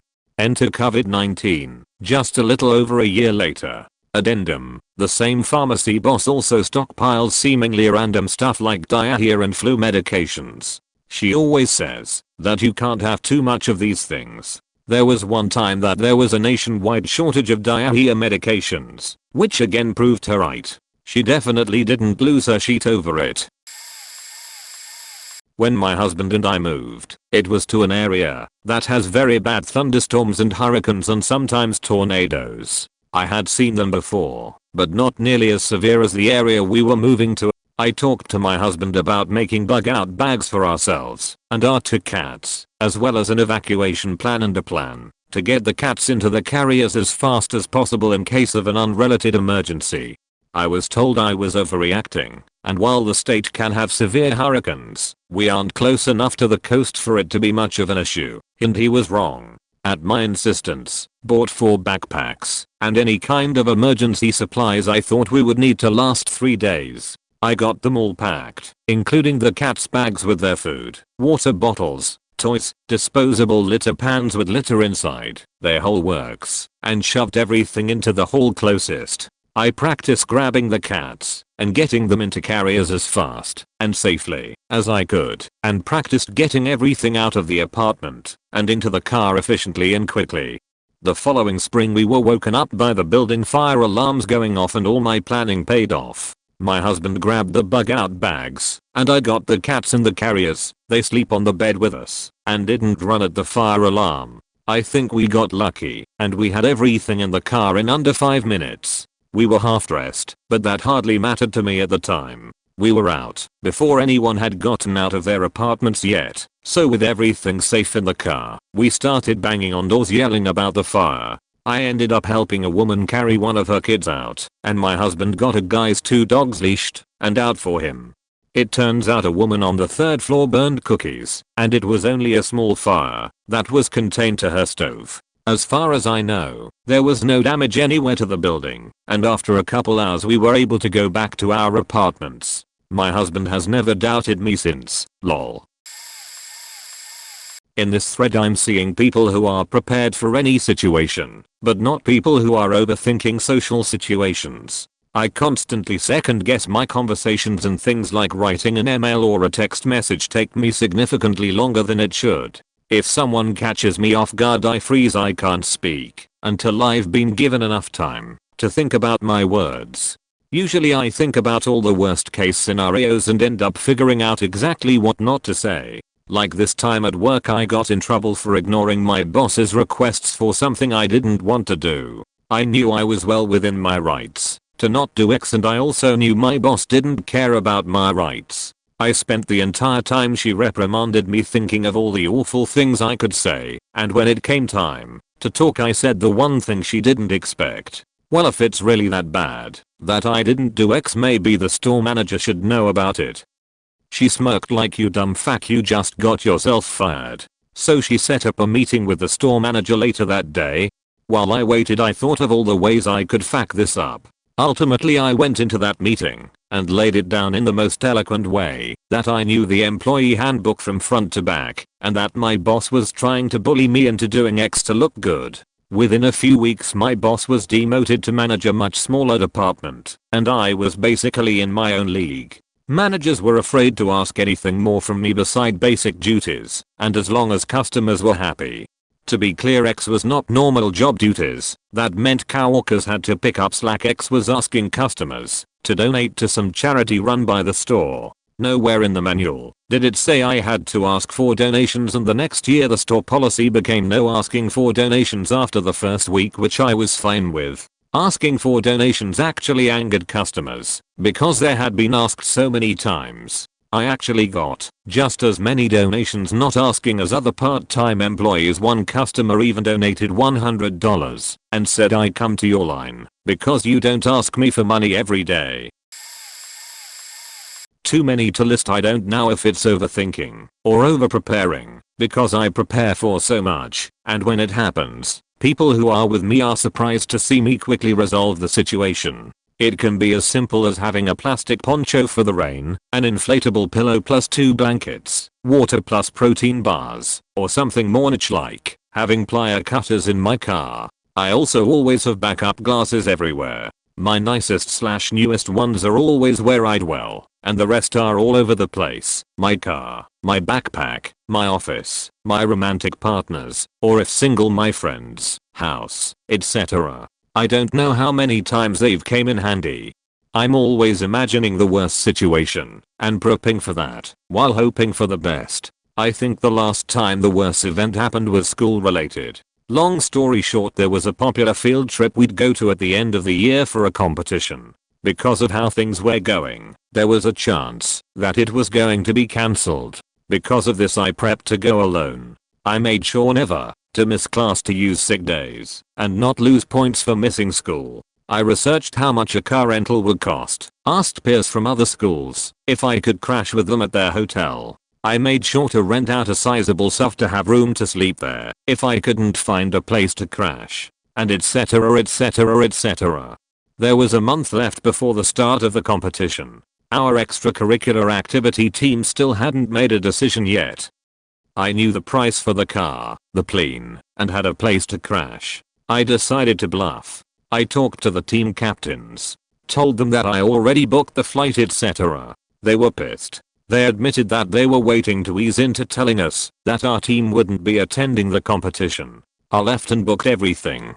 The flight, the car, the room favor. Plus, early in my career I drove a taxi cab. One night I'm driving a guy home from a bar. All's good and we are having pleasant small talk on the way. It's dark and the roads are mostly bare. Had to stop for a red light, though basically useless at that time of night. We're chatting and the light turns green. I'm staring out the window, listening to him talk. He says, "Hey, the light's green." I'm still staring out the window, deep in thought, not taking off. He says again, "Hey, the light's green." Without looking away from the window, I said, "Watch this." The car I had been watching approach from the other direction. The one that looked like it wasn't slowing down must have suddenly noticed he had a red light. With only a car length or two before the light, the other driver slammed on his brakes hard. The big ol' boxy car skids into the intersection, tires screaming and smoking. By the time the car came to a rest, its end was in a race with its front, so it ended up stopped at an angle right in front of us. As the echoes of the long screech died down, the night fell silent again. Smoke wafted away from the car's tires, boxy body still rocking on its springs. Just as the echoes die out, suddenly the guy claps me on the shoulder and exclaims something to the effect of, "Holy shit, I thought you weren't paying attention." I just chuckled and said, "No, man, this is what you pay me for." My dad is a firefighter. Growing up we always had a map on the fridge showing where outside everyone was supposed to meet if the house ever caught fire. I used to ride along if there was a fire close by, hand out bottled water to the firemen. I have always slept with at least a t-shirt and PJ pants on. My logic was, if your house is on fire, the last thing you want is to have to stand outside naked and watch it burn. Every night before I lay down, I take keys, wallet, and phone, put them in my shoes, and put my shoes by my side of the bed. One night I wake up and see smoke pouring in from under the door. I knew exactly what to do. I jumped up, grabbed my shoes, quickly opened the window, and pushed the screen out, and climbed out the window. Then I put my keys and wallet in my pocket and dialed 911 as I put my shoes on. I ran over and moved my car out of the driveway so that the fire truck could pull in closer to the house. SMH, this is where it all went to shit. I can hear sirens in the distance, and suddenly I see the lights come on through the window of my 6-year-old son's bedroom. Yeah.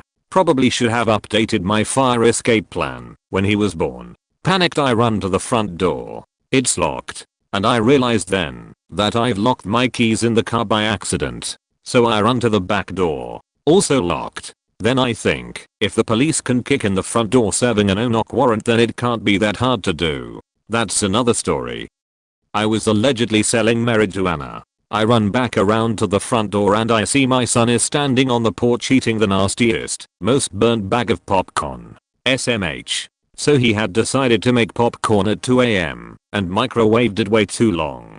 He saw the smoke and just went back to bed. I'm guessing he thought he wouldn't get in trouble if he acted like it wasn't him. I had done all of this because of burnt popcorn. Luckily the fire dep got there and 2 guys helped break into my car to get my keys, and 2 other firemen brought the microwave outside and plugged it into the outlet on the light pole and popped a bag of popcorn for the recommended amount of time, and I sat there as they roasted me for like 30 minutes while my son climbed all over the fire truck. Moral of the story is, abortion is green. Thanks.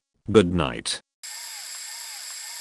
Didn't happen to me, but my grandfather. 4 years, every time he had to travel outside the city he would have a full tank of gas and full spare can, even if he only had to go to the next town around 20 kilometers. One winter he was driving alone back home. It was late at night, with a light snowfall. Because of the conditions, it just happened that he was driving behind a bus full of kids returning from a school trip. That was before the age of cell phone, kind of important to keep in mind.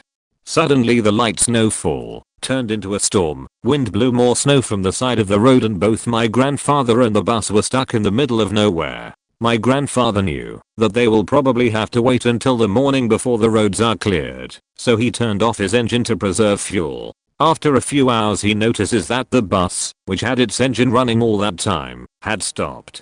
My grandfather got out of the car, went to the bus to check on them. As he suspected, the bus had ran out of gas. The cheap bus company had enough fuel to get them to their destination. It must have been around midnight, with at least 6 to 8 hours before help could have arrived. So my grandfather did the only thing a decent human being would do in that moment. He stayed out in the cold, allowing the kids to take turns warming up in the car. When help arrived in the morning, they were all alive and well. TLDR, my grandfather got stuck in a snowstorm with a bus full of kids and kept them warm because he refused to leave the city limits without a full tank of gas.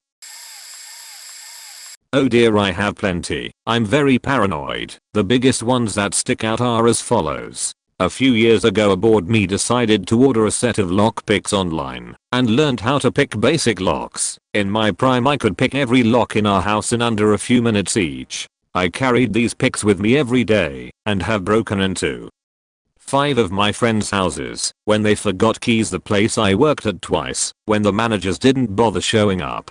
A bedroom in my new apartment that a previous tenant left dead bolted in my parents' back door that they lost the key to. The second and most recent validation of my ceaseless paranoia involved the power going out when my wife was still pregnant. Naturally, the only solution to this was to kit every room with a battery-powered touch light and install 3 battery-operated remote-controlled lights in the 3 most important rooms in the house: nursery, living room, and bedroom. Along with this, I purchased 3 flashlights, a white gas camping stove for cooking and heating bottles, and a battery-powered LED lantern.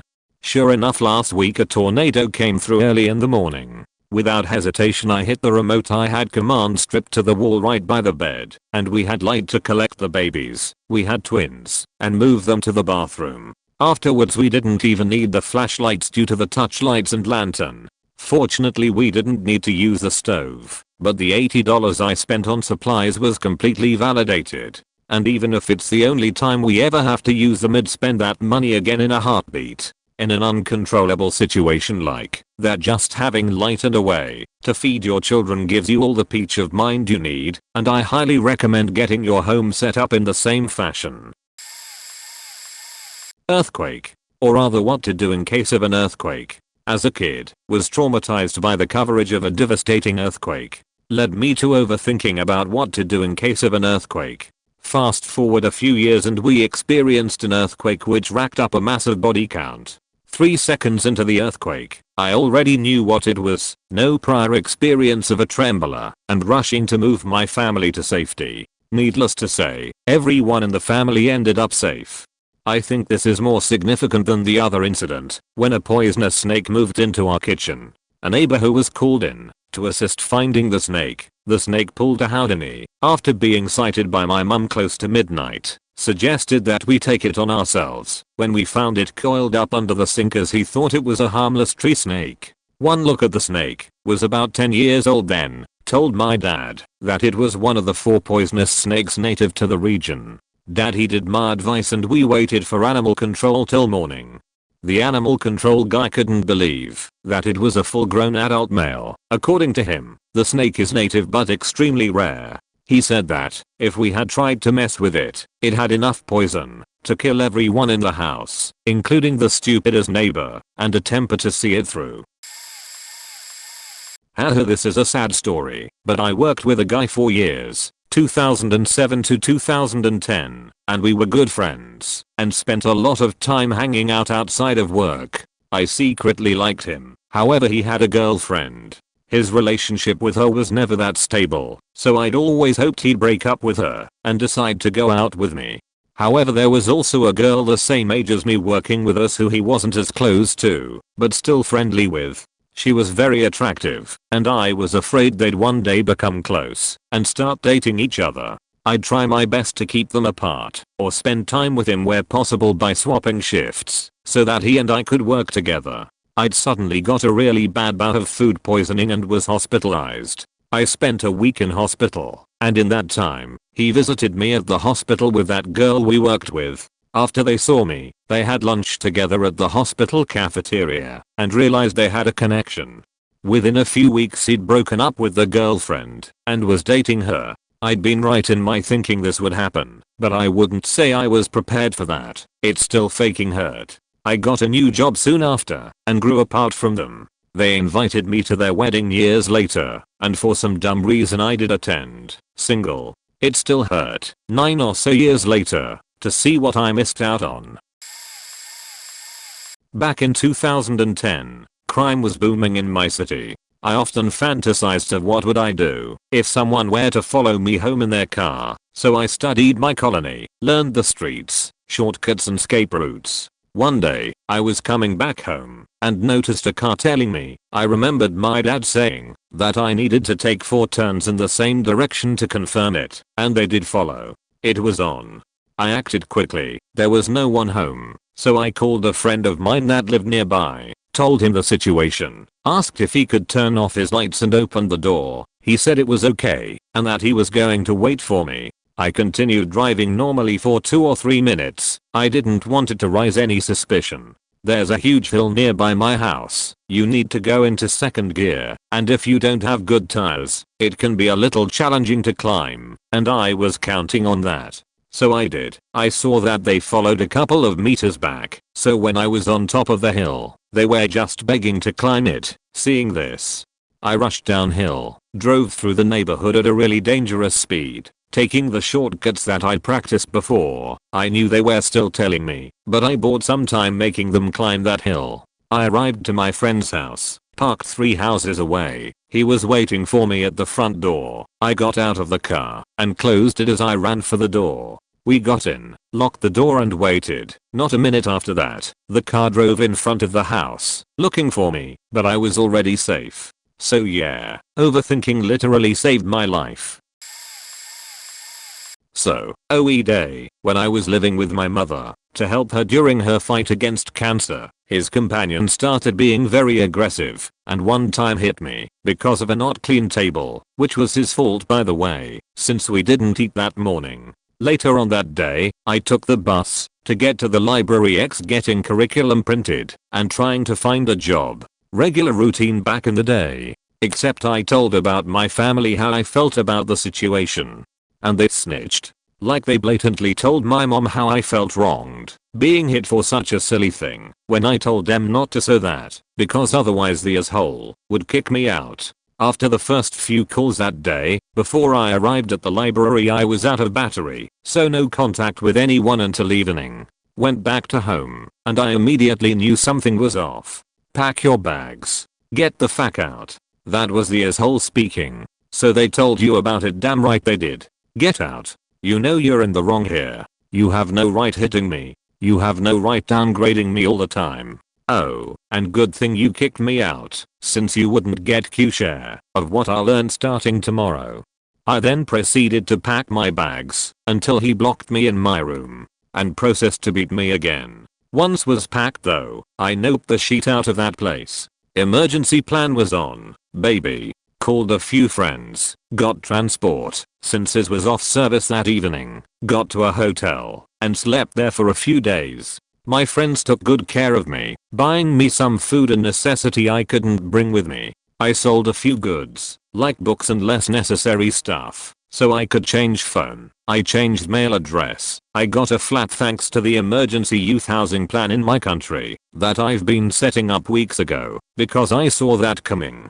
Since then, I'm free. I don't know what happened to them, and I quite frankly don't give a shit. I don't have to overthink anymore. I live my life with nobody being violent in my close entourage, and I feel good because of that. I'm glad I overthought me getting kicked out.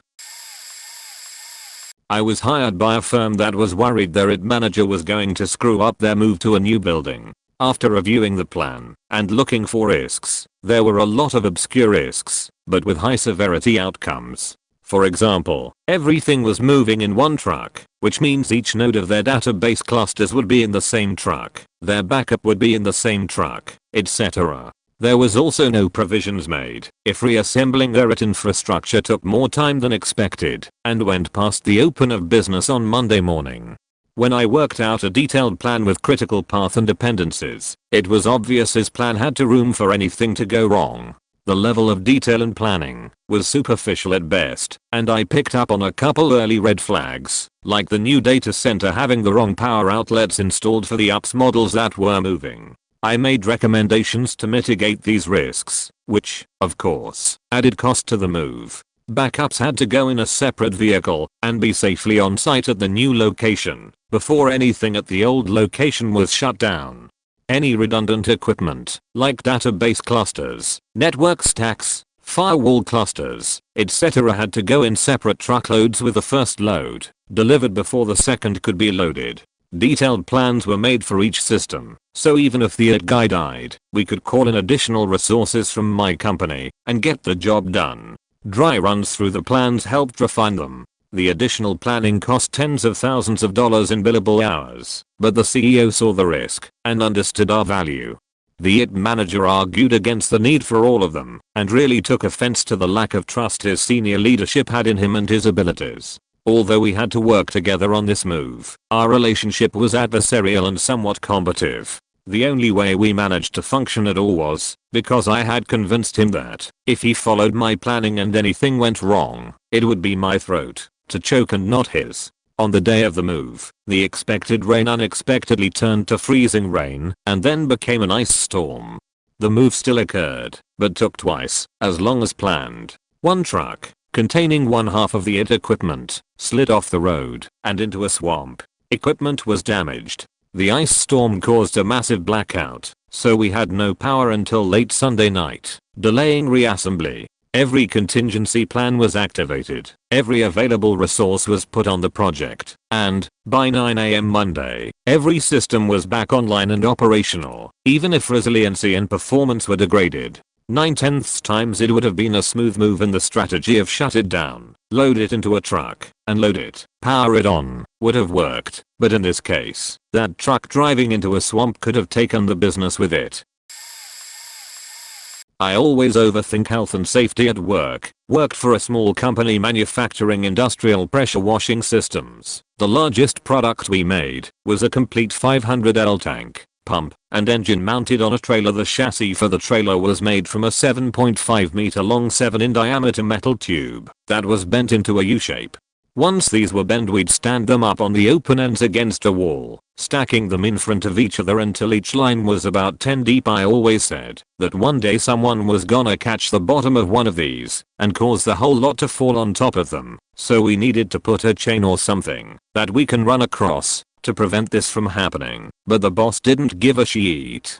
So one day one of my colleagues we called Lil John was moving a ride-on mower and caught the wheel against the side of one. Me being ready for this shit to happen launched into action and dragged his ass off the mower with inches to spare before a couple tons of metal came crashing down, completely flattening the mower. Safe to say I left that place after seeing how little the boss cared about our safety.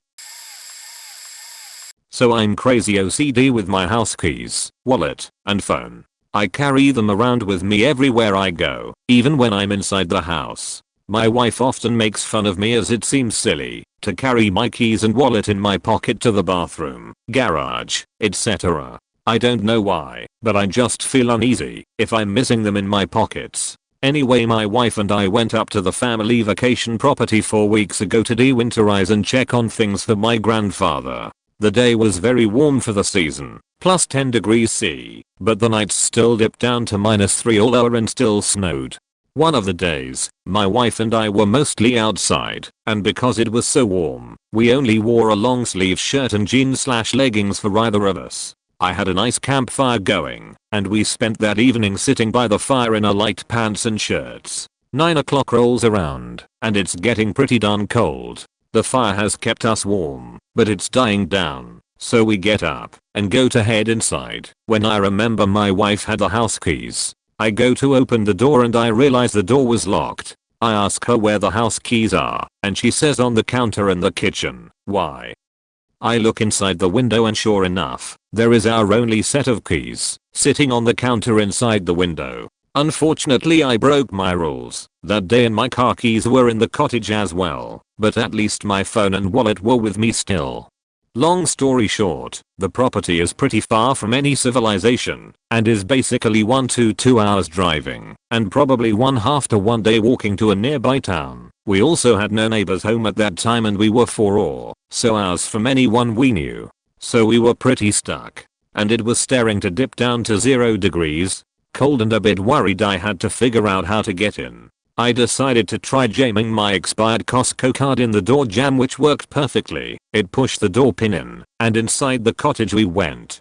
It could have been much worse and expensive if I did not obsessively carry my wallet and phone with me, except keys that day apparently, and we would have had to break a window to get in, or wait for someone to save us. She no longer makes fun of me. Edit. Writing my story I forgot the question exactly. Technically speaking I was unprepared for this situation, but I would have been if I was able to be OCD that day. I had a girlfriend in college who lived across the country. We started dating in high school and thought nothing of the difficulties of managing a long-term relationship while in the UAL climax of our lives. It involved a lot of video messages and FaceTime calls, but we managed to keep each other usually satisfied. Hurting was elaborate, and she always had a novel way of masturbating while filming it for my pleasure. She was also extremely generous with her wealth. Like she would buy me takeout every day. We would watch movies while on the phone and she would surprise me with Chinese food delivered to my door. I was under the impression she had access to her parents' credit card and they just never checked the transactions. I was wrong. When she came to visit me on spring break, we were out to eat at the Chinese place when I said I would pay for dinner and would not accept her parents picking up the tab. She insisted that her parents had no access to her credit card and that it was entirely hers. I guess there were some other things that raised my suspicions, but her behavior that trip just made me feel like something was going on. I got nosy and began snooping through her email Turns out she was a cam girl with a pretty decent following. All the videos I had been enjoying were not my own and were intended for some other person's viewing pleasure. There were also several videos of her straight up faking other dudes, as well as videos of her faking me. Needless to say, we are no longer together TLDR, caught my long distance girlfriend cheating / cam girling, and was basically a cybercuck for 2 years. The pandemic. Personally prepared, but the awesome thing was that I prepared my company fully. I've gotten so many kudos for what I did. I'm a CEO in a largish law firm. In January I started watching China and getting concerned. In late Jan I started sending staff home with laptops to test remote working and started preparing for office closures. My boss thought I was nuts, but trusts me, so he let me do it. The users were scratching their heads at first, but were happy to get a work from home day back then. By mid to late February we had a fully tested action plan for long-term or permanent remote working. We knew where users would struggle and where they wouldn't. Everything from talking about their Wi-Fi and ISPs to equipment. I got my firm to provide all computers and most accessories, to training on usage to adjusting departmental workflows. It was awesome. I had a great team executing it as well. In the end we were weeks ahead of our competitors when our state shut down. With few exceptions, attorneys and staff transitioned smoothly. No disruption to client work. We had an incredibly profitable year. It was such an intentional success. I've been doing this a long time and that has been most satisfying point of my career. I'm not the type to say I told you so to people, but there were a lot of people questioning why I was putting so much effort into the prep, and more than a few came back and mentioned it. It's not incredibly unlikely, but was very satisfying for me at the time. I have carried hand sanitizer with me all the time for almost 15 years. Being quite a klutz, I also carry band-aids, which have been very useful on many occasions. When I was 15 I went on a day trip with my class, and everybody was making fun of me for being too obsessed about hygiene. We stopped in the park within a museum right before lunch, waiting for orders to move to have our sandwiches elsewhere. There was a super cute and very amicable kitten and we all could not resist petting him. They tell us we will have to eat there, because we cannot move at that moment. That's when everybody had the horrifying realization that the museum's bathroom was out of order and we all just pet a stray cat. So trying my best to hide my grin, I sit down comfortably and open my bag to get my hand sanitizer. I stare intensely into the eyes of the people that were mocking me earlier and thoroughly clean my hands. You can believe there was a queue and everybody asked for forgiveness and for a bit of the sanitizer. I gave it to everyone but clearly told them I would expect never to hear another sound about my hygiene obsession from any of them. All of last year, even before COVID hit America, I was worried my dad would die. Everyone told me how ridiculous this was. Everyone told me how it was just my anxiety. My therapist told me it was just my anxiety. He was 46 and in good shape. His BMI was normal. He had an active job, but still I was really worried about it. I remember at one point last summer asking about his life insurance policy at work and if he had a will / where we could find it. I begged him repeatedly to get a checkup and to be more careful with COVID restrictions. Those last two caused a lot of arguments. After my grandmother died earlier that year I made sure to ask what he would want if we had to make medical decisions for him. We talked about what funeral arrangements he wanted.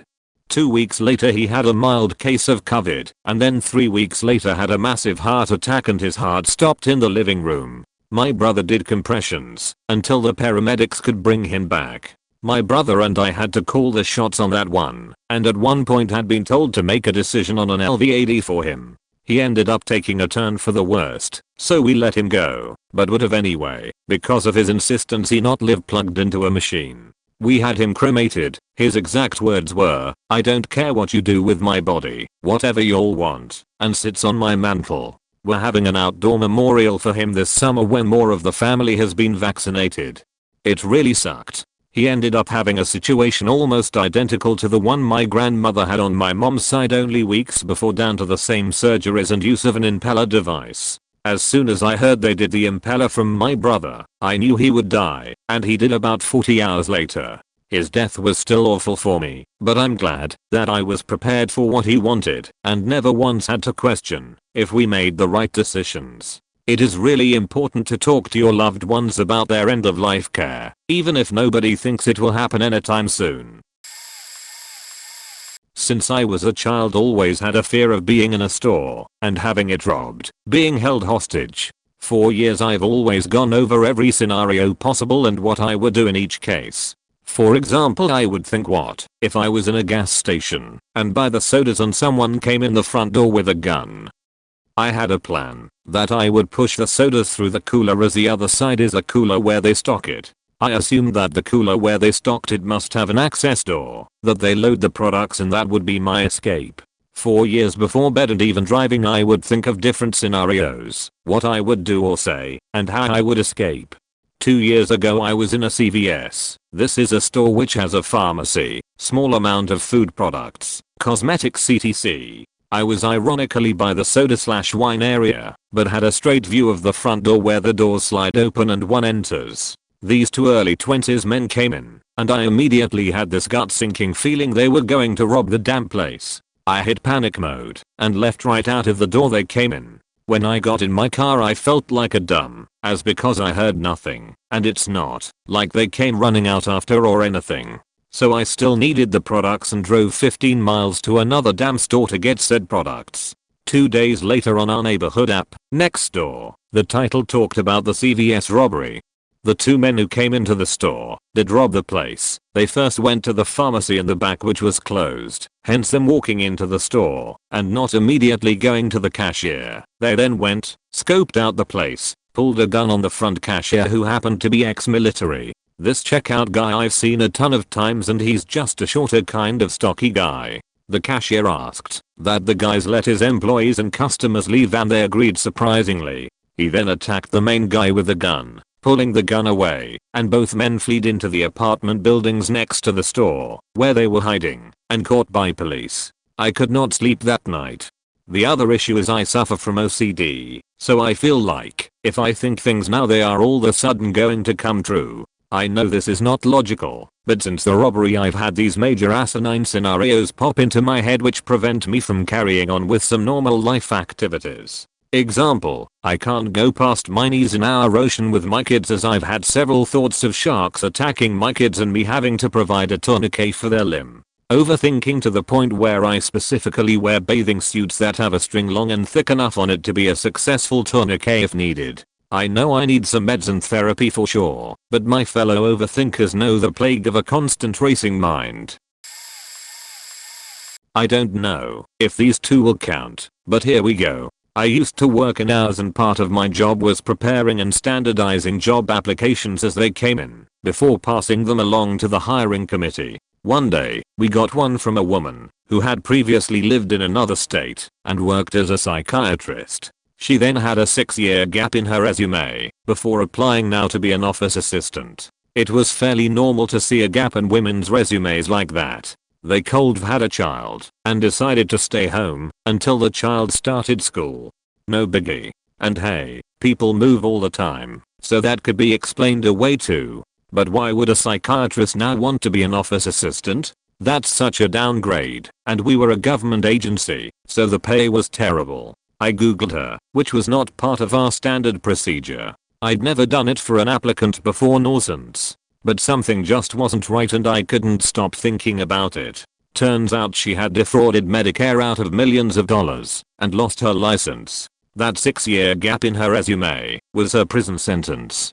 Background info: during my mom's second marriage, my older stepbrother abused me in multiple ways. Thankfully we eventually got out of that situation, but we currently only live an hour away from those people, so we are very much still looking over our shoulders. About 4 years ago, I randomly got a phone call from some guy. I thought it was a wrong number until he said, "Do you know ex-stepbrother?" I panicked, said no, and blocked the number. I didn't recognize the voice, and ex-stepbrother has a fairly common name, so my mom kept telling me to calm down. It probably was truly a wrong number and the name was just a coincidence.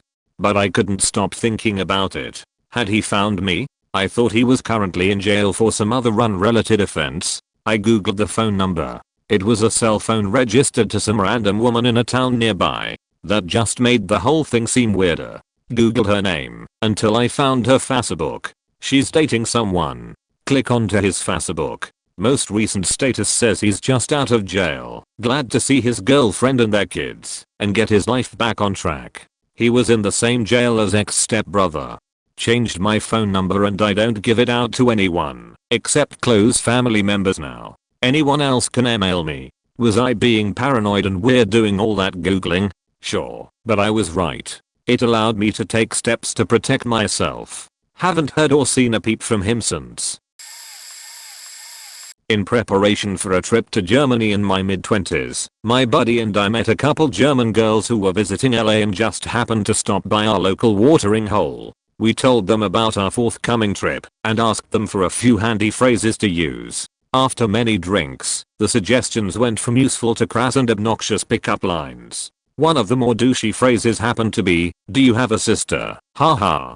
Fast forward to a month later, my buddy and I are having a great time visiting Amsterdam and squeeze into a full train back to Berlin. On the train, we met up with a bunch of local football hooligans who were sitting atop cases of beer and drinking rowdily. We soon became fast friends in spite of the obvious language barrier. They shared their beer, curious to chat it up with some stoned Americans. We traded stories and eventually became the entertainment for the whole train car.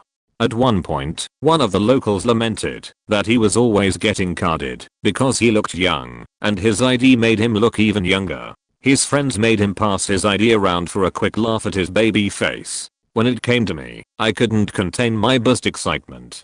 In perfectly confident German, I boldly asked aloud, "Hast du eine Schwester? Do you have a sister?" The whole train went silent in surprise at my sudden mastery of the language, and then erupted in boisterous laughter. Prost.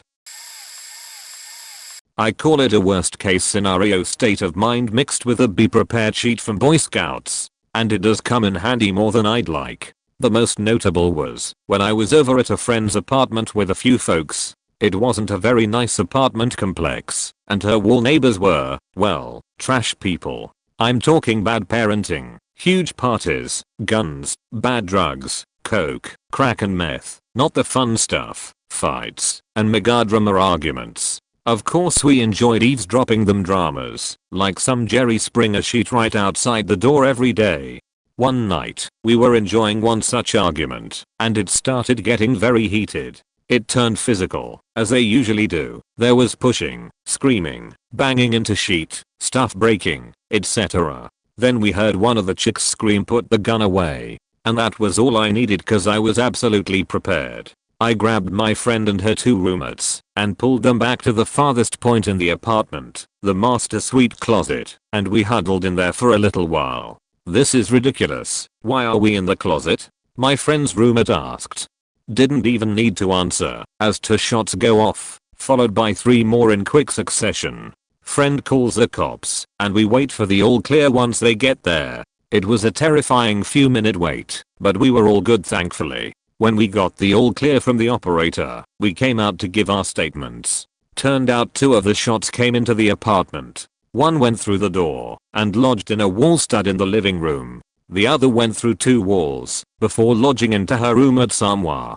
Can't confirm whether or not anyone would have been hit by the strays, but it was well worth a weird closet hang for a while nonetheless. So yeah, the idea was to put as much solid mass between us and the gun. And I would call it a success in every measure.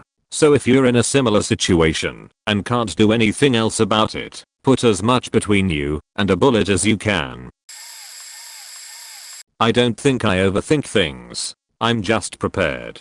I like to cook greasy food. I live in the South. We deep fry everything. Naturally, grease fires are a potential risk. After a set a paper plate and fire as a kid, I took fire safety in the kitchen rather seriously. Nothing happens except for the last of the maple breakfast sausage ending up in the sink. Fast forward 15-ish years, I'm married and my wife is deep frying fresh chicken nuggets when she gets the pan and stove completely on fire. She freaks out, screaming and jumping. I walk in, slightly annoyed that dinner is on fire, open the cabinet, where I keep the dollar store brand baking soda, dump it on the stove, drop the lid on the pot, and then nonchalantly ordered a pizza. 2 for the price of 1. I'm always checking escape paths when driving. Where do I go if this happens? What do I do if that happens? Etc. Christmas Eve, 2016. Came to a stop due to emergency vehicles. Saw the flash of headlights in my rear view. Caught the dip of a vehicle saying their brakes too late. I gunned my van, cranked the wheel to the left, and pressed back into the seat, head contacting the headrest. I was able to point my vehicle away from the car right front of me before being struck by a VW Passat doing 60. The impact picked up the rear end of my vehicle, spun me around, pushed me within 4 inches of oncoming traffic, ripped off the number entirely, ripped the bolts hoping the trailer hitch clean out, snapped the welds off my exhaust to the muffler, and compacted the passenger side by nearly an inch. I had 0 injuries save for some slight whiplash and aggravating old injuries/operations. In college, I worked at a little mom and pop sandwich shop located next door to a bank in a strip mall in SoCal. The bank semi-frequently got robbed, and being the overthinker that I am, I would run through scenarios in my head of what I would do if someone ever tried to rob us. We had a silent alarm, but it required a specific code number.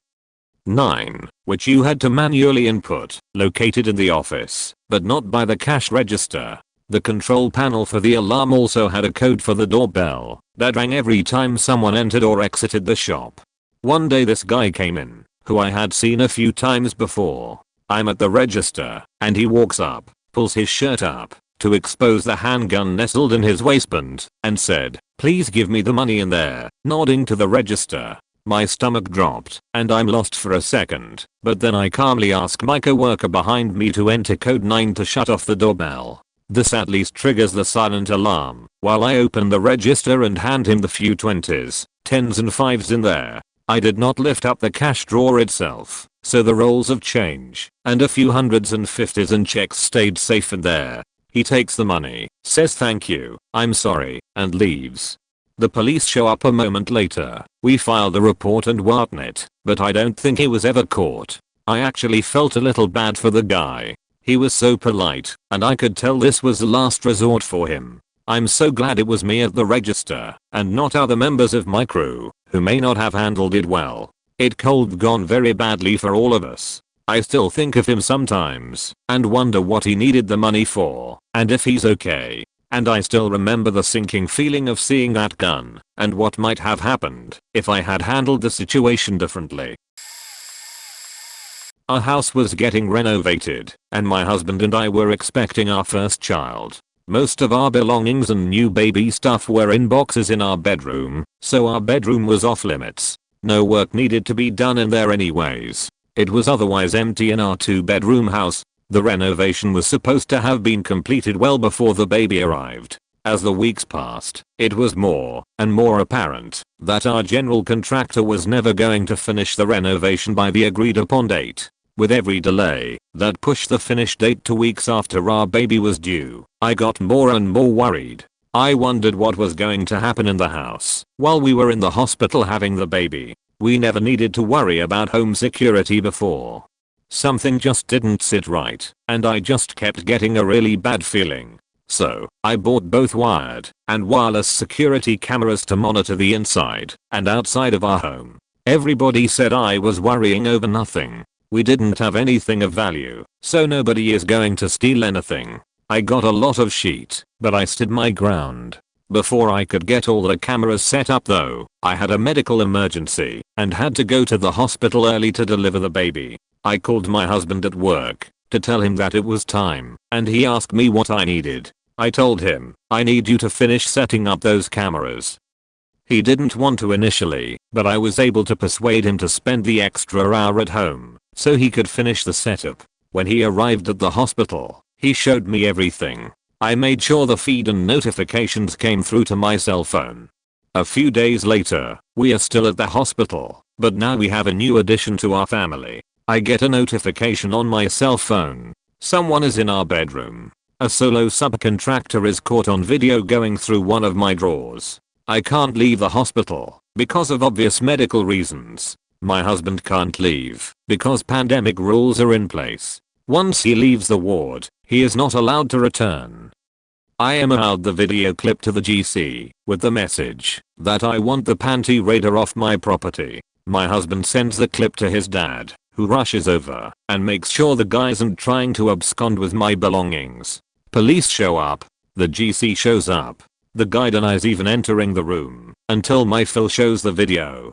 Apologies from everyone to us. But most importantly, I get the sweet "you were right honey" from my husband to me and prove to my in-laws that I wasn't unreasonably paranoid. Best money I ever spent. TLDR, bought a home security system to monitor house while I was in hospital. It catches a guy going through my drawers looking for drawers. Have you ever wanted to take a dump on your boss's desk? Well, my mother did just that. Here's a story.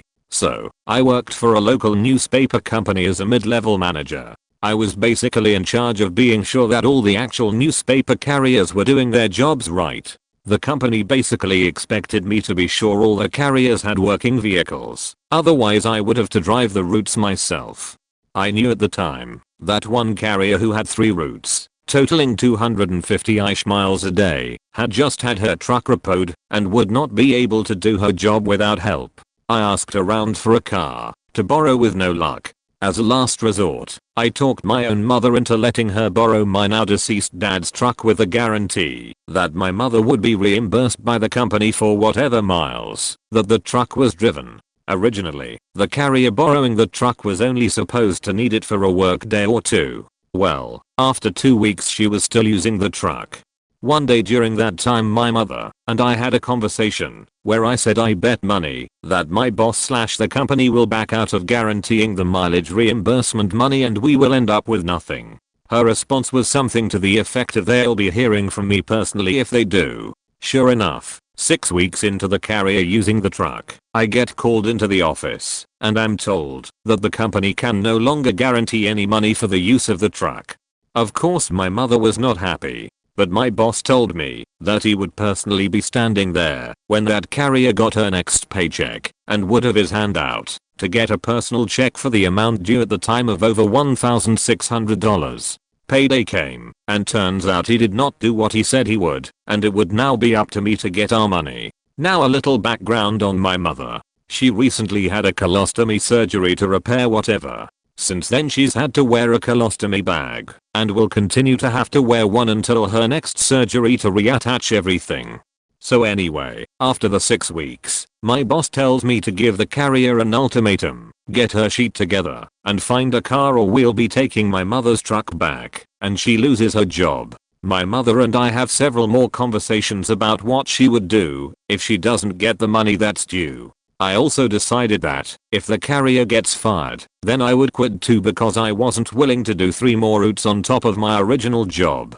Ultimatum time comes and goes. 8 weeks total of the carrier having the truck later. The mileage bill ends up being over $2,100. We go and pick up the truck, and I had put in my 2 weeks notice. The last day I was working, my mother walks in the front door to the office, as if she was a customer. I immediately knew shit was fixing to hit the fan.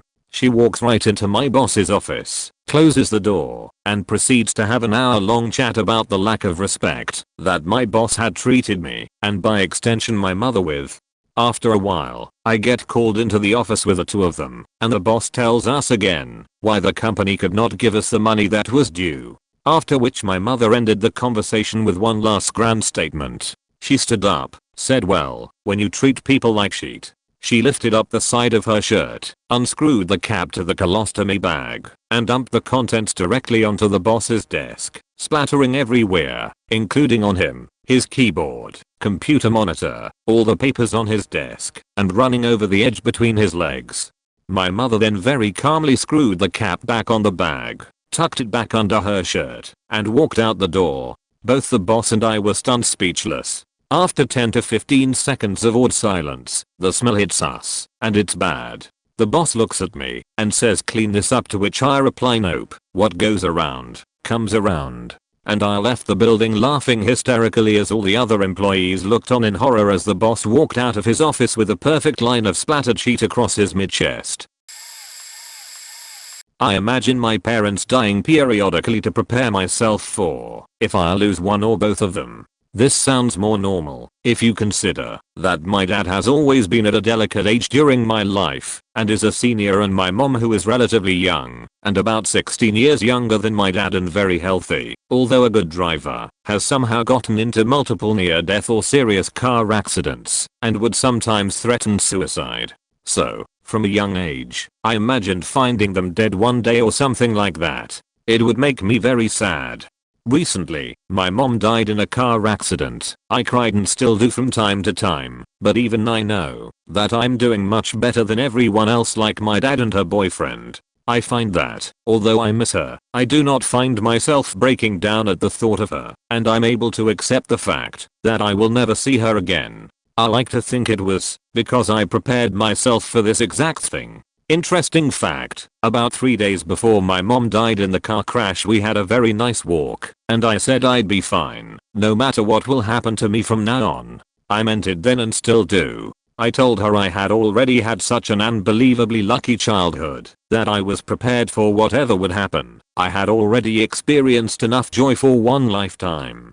After telling her this, I had a sudden vision of my dad, my mom, and me in my dad's car, and as we were driving, the car suddenly flipped over. Somehow, I knew only my mom had died in that imaginary crash, and that my dad and I were fine. I find it interesting that in my vision I was sitting behind my dad instead of my mom. I lived mostly with my mom. My parents are divorced, and almost always sat behind her in a car wherever she sat, but in the vision I sat behind my dad and now I live with him. Also, in my vision, we were very close to the place where my mom's final unfortunate crash happened.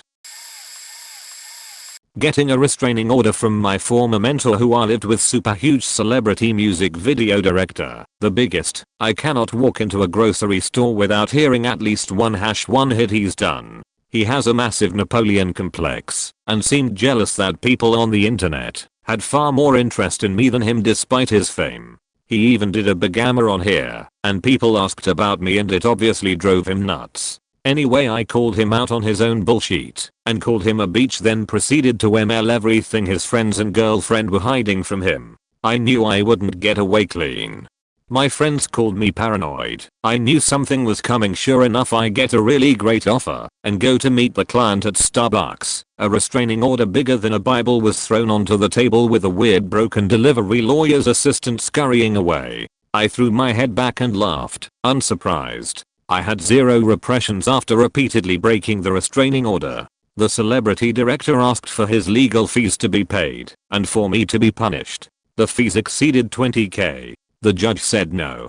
To lessons: never have a meeting at Starbucks, never have a faking meeting at Starbucks. It's for coffee. Private property only to conduct business. Also, probably don't tell your former mentor the details you know about his tiny cork via his tired girlfriend. #LESSONS. I also got away with the full volume cackle as he was exited court. Yes, I'm bragging. He was a very petty man, so I saw it coming. At my work, there are lots of things that can go wrong and lots of setting you can adjust to solve them or break everything. After a month of being called at all hours of the day and night and weekend to solve problem, I decided to sit down and spent a week coming up with a flowchart of everything that can go wrong.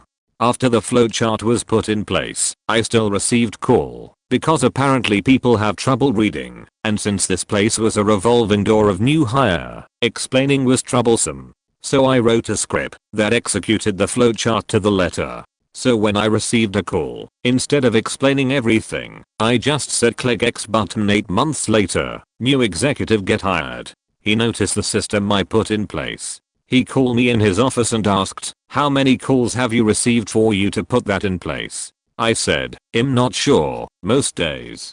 He paid me 1 hour of overtime for each day of the year. He took the flowchart and modified it into a mandatory training manual and made the script part of the operation interface. Also gave me a promotion. I know stories of asshole boss and incompetent corporate are more juicy, but I overthink every part of my job and some guy saw its potential. With all the money he gave me, including the promotion, it was very cheap for them to get such a system. So yeah, my advice is, learn coding and automate your job. If your company fire you for it, they are dumb as fuck. I have rules about transport trucks and buses. They tend to piss off other drivers or make my passengers question what the fuck I'm doing.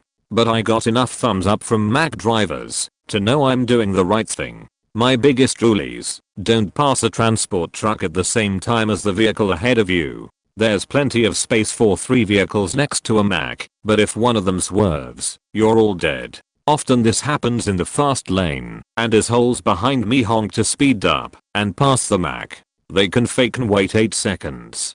Second is stay either behind or ahead of a transport truck who is in another lane.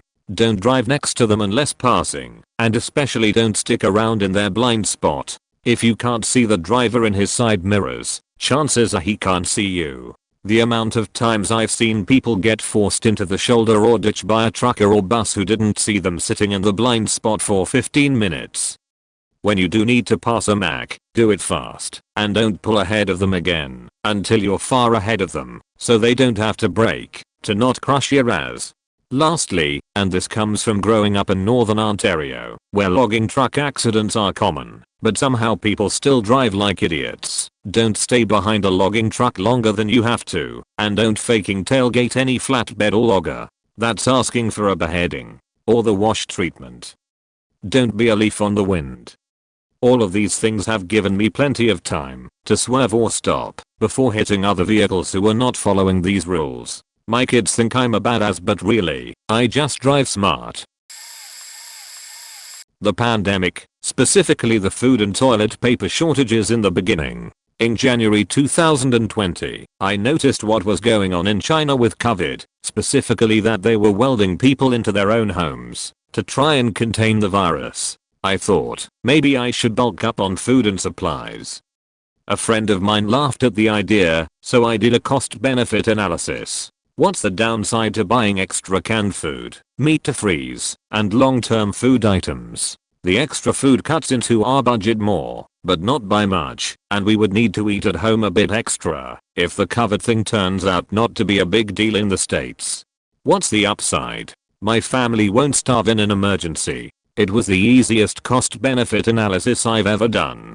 DW and I spent January and the first part of February expanding all our food and supplies, so we could live for several months on what we had, and replaced anything we used in February and March. You know the rest. March hits and we are all stuck at home, and a lot of folks can't get enough food or toilet paper. My family had plenty, because I stocked up when everything was plentiful and easy to renew. When the pandemic hit, we didn't leave our house for groceries for 2 months, and that was mostly to get some fresh fruit. We also were able to help neighbors during the toilet paper shortage. It was an easy thing to prepare for with no downside, and I only did it because I'm an overthinker with this sort of thing. I'm a pharmacist and I used to work in a hospital. Now, hospital dress codes are weird.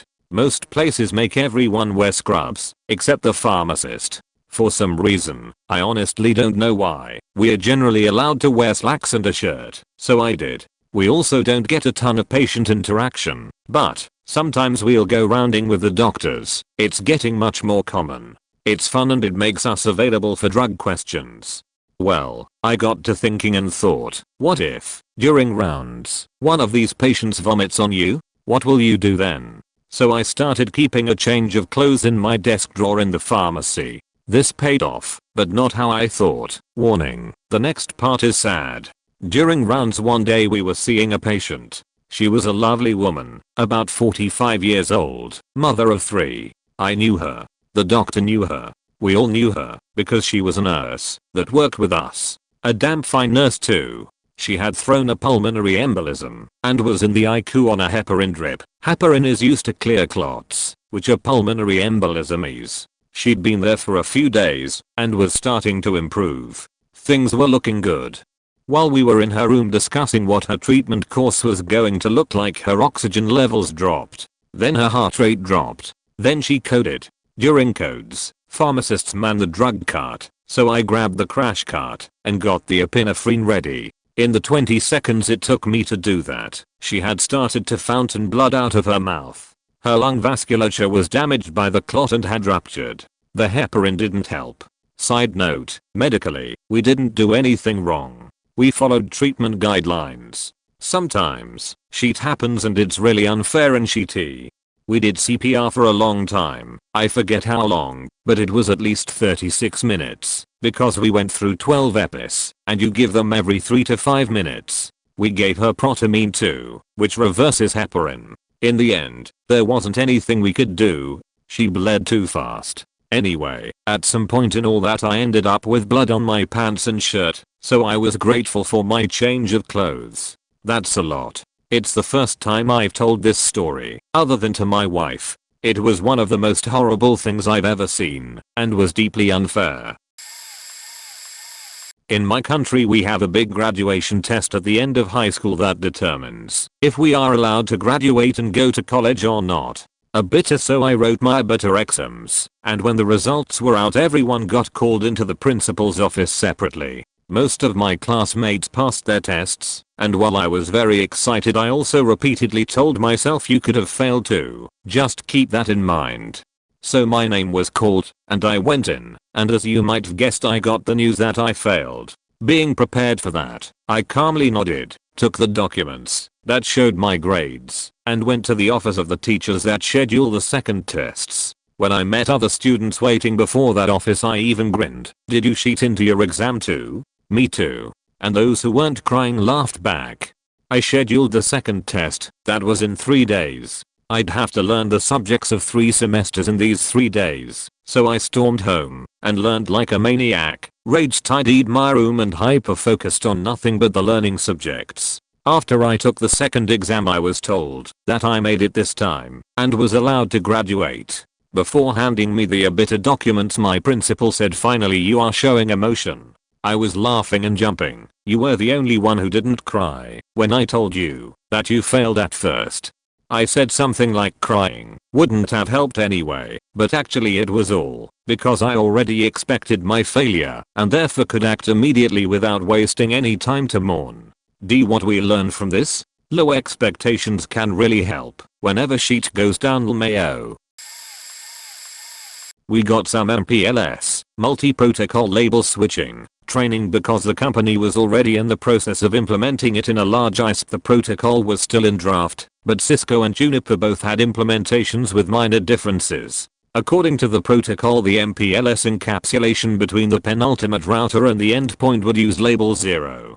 Cisco found this redundant, and so their implementation just stripped the MPLS encapsulation and forwarded the traffic using the IGP, Interior Gateway Protocol, usually OSPF or ISIS. Juniper followed the draft more closely and used label 0. So I started thinking if this might cause any weird issues with our network, since we used both Juniper and Cisco routers, but it was just a thought experiment, and if they did it right, shouldn't really cause any big issues, at least from what I could figure out. I was just a tier 1 tech, and taking pretty basic training, so what do I know? Anyway, a few months later I came back from breakfast, worked graveyard shift, and saw like 5 of our tier 3 techs all standing around someone's terminal in the knock. I was friends with them, so I went and asked what was up. They have cubicles outside the knock, so if they were in there, they were working on something, and if they were gathered around someone's terminal, there was a problem.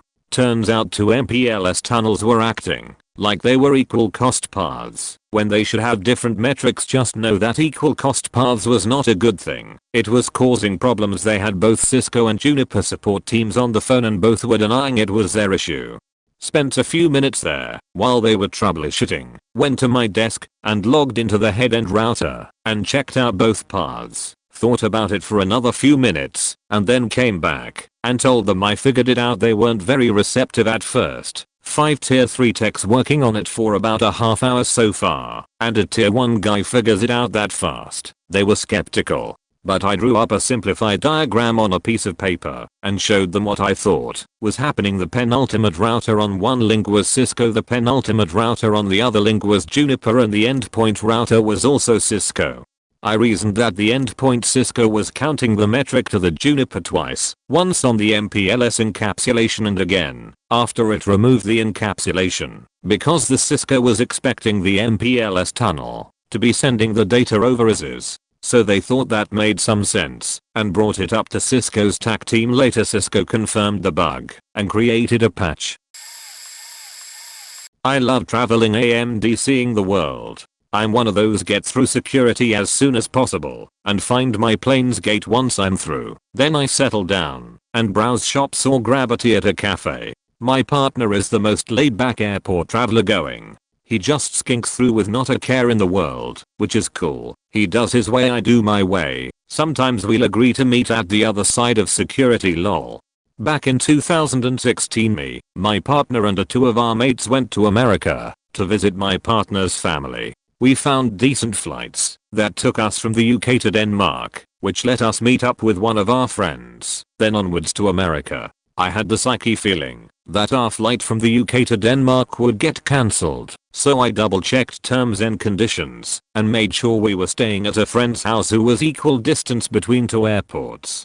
Whilst everyone slept like normal people, chuckling at my paranoia, my insomniac stayed up and planned out exactly how we would get to each airport, which flights would still allow for the connection in Denmark and so on. Lo and behold, at 2:30 am I get a notification. Your flight is cancelled due to mechanical issues. You can get this alternative flight at airport B. Flight is at 7 am. I called a taxi, asked for the price, and if they could get to our place within half an hour and do the 2-hour drive to the airport. Woke up my partner and friend and said, get your sheet together, the taxi is outside. Our plane was cancelled.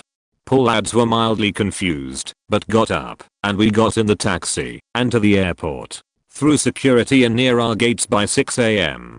Informed our other mate that we'd meet them in the airport at an earlier time. Everyone was mildly impressed by my forethought, but still think I overthink for traveling lol. But we got a lovely 3-week vacation, and no issues on the way back.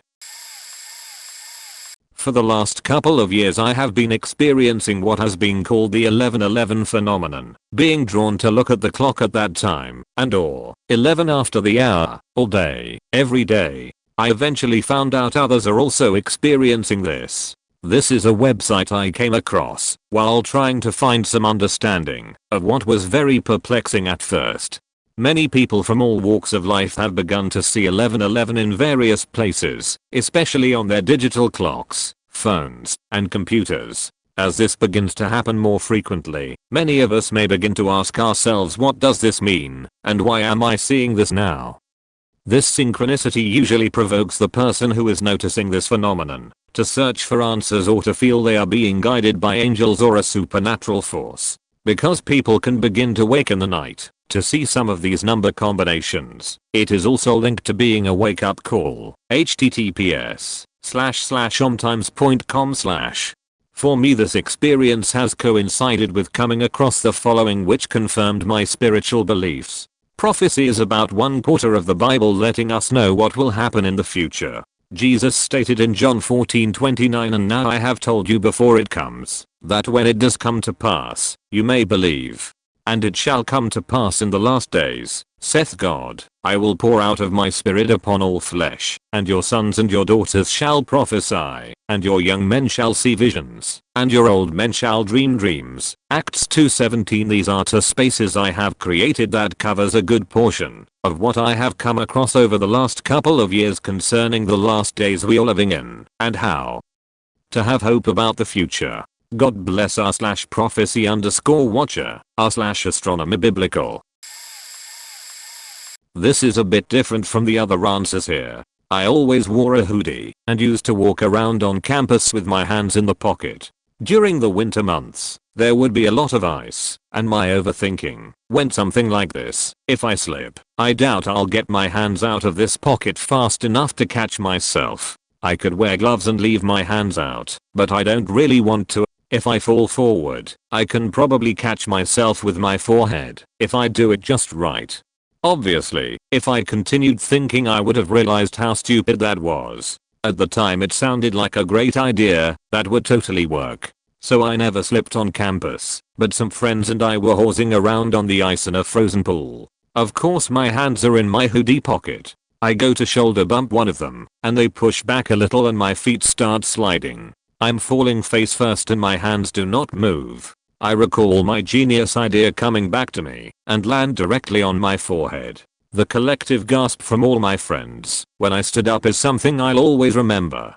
I split my forehead from brow to brow and had to be in a Christmas play that year with stitches in my face. Now I have a scar between my brows that makes me look like I'm always scowling. At least I got to test my theory, I guess. Moral: even though you overthink something or make up scenarios in your head, that doesn't mean that you always come to the right conclusions. We don't get a ton of power outages, but when they happen it can be out for a few days. My parents were the ones that told me to take precautions when a storm was coming, like filling the tub with water so you can flush a toilet. Necessary on a well where the power pumps the water. Now they do almost nothing to prepare.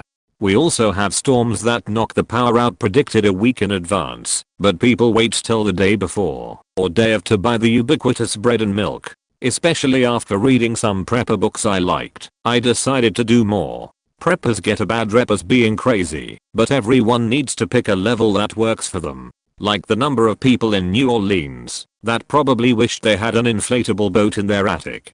My preparation involves having a 20,000 mAh brick I drain and recharge every few months. I keep a couple of packs of beef jerky and bottled water that I rotate out every 6 months. When a storm is coming, I take a bath twice a day so that I'm never more than 12 hours from being fresh. I keep a Yeti full of ice and water. Last power outage, my family is beaching and complaining that they're bored and their phones are dead. I'm upstairs drinking cold water, snacking on jerky, and watching YouTube and Netflix. I was set for a long time. They still don't take precautions. As soon as the threat is over, they forget and do nothing.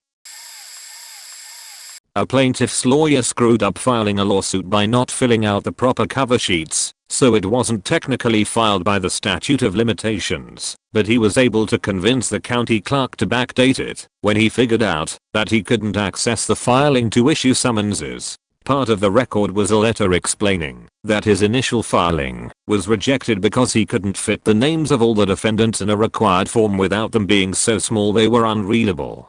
Turns out he just needed to attach another form, provided by the court system, to name additional defendants. And also that the clerk is required to reject complaints that are not accompanied by the requisite forms. We filed a motion to dismiss on behalf of my client, and another very reputable firm filed a piggyback Me Too motion based on the statute of limitations. Opposing counsel never filed a response and the motions were set for a hearing. I was only there to cover the hearing and had no info on the case beyond the procedural posture, so I had to study up for the hearing. My co-defendant's counsel was a well-known and respected defense lawyer, and the judge picked him to go first at the hearing. He said his piece. Then opposing counsel brought up that the judicial form doesn't allow for more than one defendant argument. My co-defendant's counsel had a deer in the headlights moment briefly. Then I handed him the second page and whispered to him all this dickhead needed to do was fill out the second page. He screwed up in an extremely basic way, and the circuit clerk did exactly what we supposed to do. He proffered the second page as an exhibit, eloquently called him a dumbass, and sat down. When it was my turn, I said a very elaborate Me Too. The judge said it was one of the most eloquent Me Too arguments she'd heard, since it was my research that yielded the result. Case dismissed. My co-defendant's counsel still thinks I'm smart as shit for anticipating an easy argument. Was ready for the pandemic. Been warning my classes about bird flu for years. Showed Contagion every year. Heard the first rumors out of Wuhan in late December of 2019. As soon as school opened up after the new year, I warned colleagues and students that a pandemic was on its way, more so as I heard second-hand stories from friends and in-laws in China. I correctly predicted the week the first confirmed cases of COVID would show up in the US. Loaded up on N95 masks and storable food before others did, or in the case of masks, ran out. No toilet paper problems in our house, lol. I had my students sanitizing their desks regularly with supplies I or they brought in since the beginning of 2020, so when the school finally closed I had plenty of sanitizing ingredients to bring back home. My students were well advised on how to prepare for the pandemic, and I know many did share that information with their families and acted accordingly. I had already brought home anything I thought I might need to teach remotely, and that was also a good decision. Just days before we closed, the principal looked at me in a planning committee meeting and wanted me to sort of agree with him that we were most likely to be closed for a rather short time, but I said that we would close soon and probably not reopen the rest of the spring semester. I was right, unfortunately.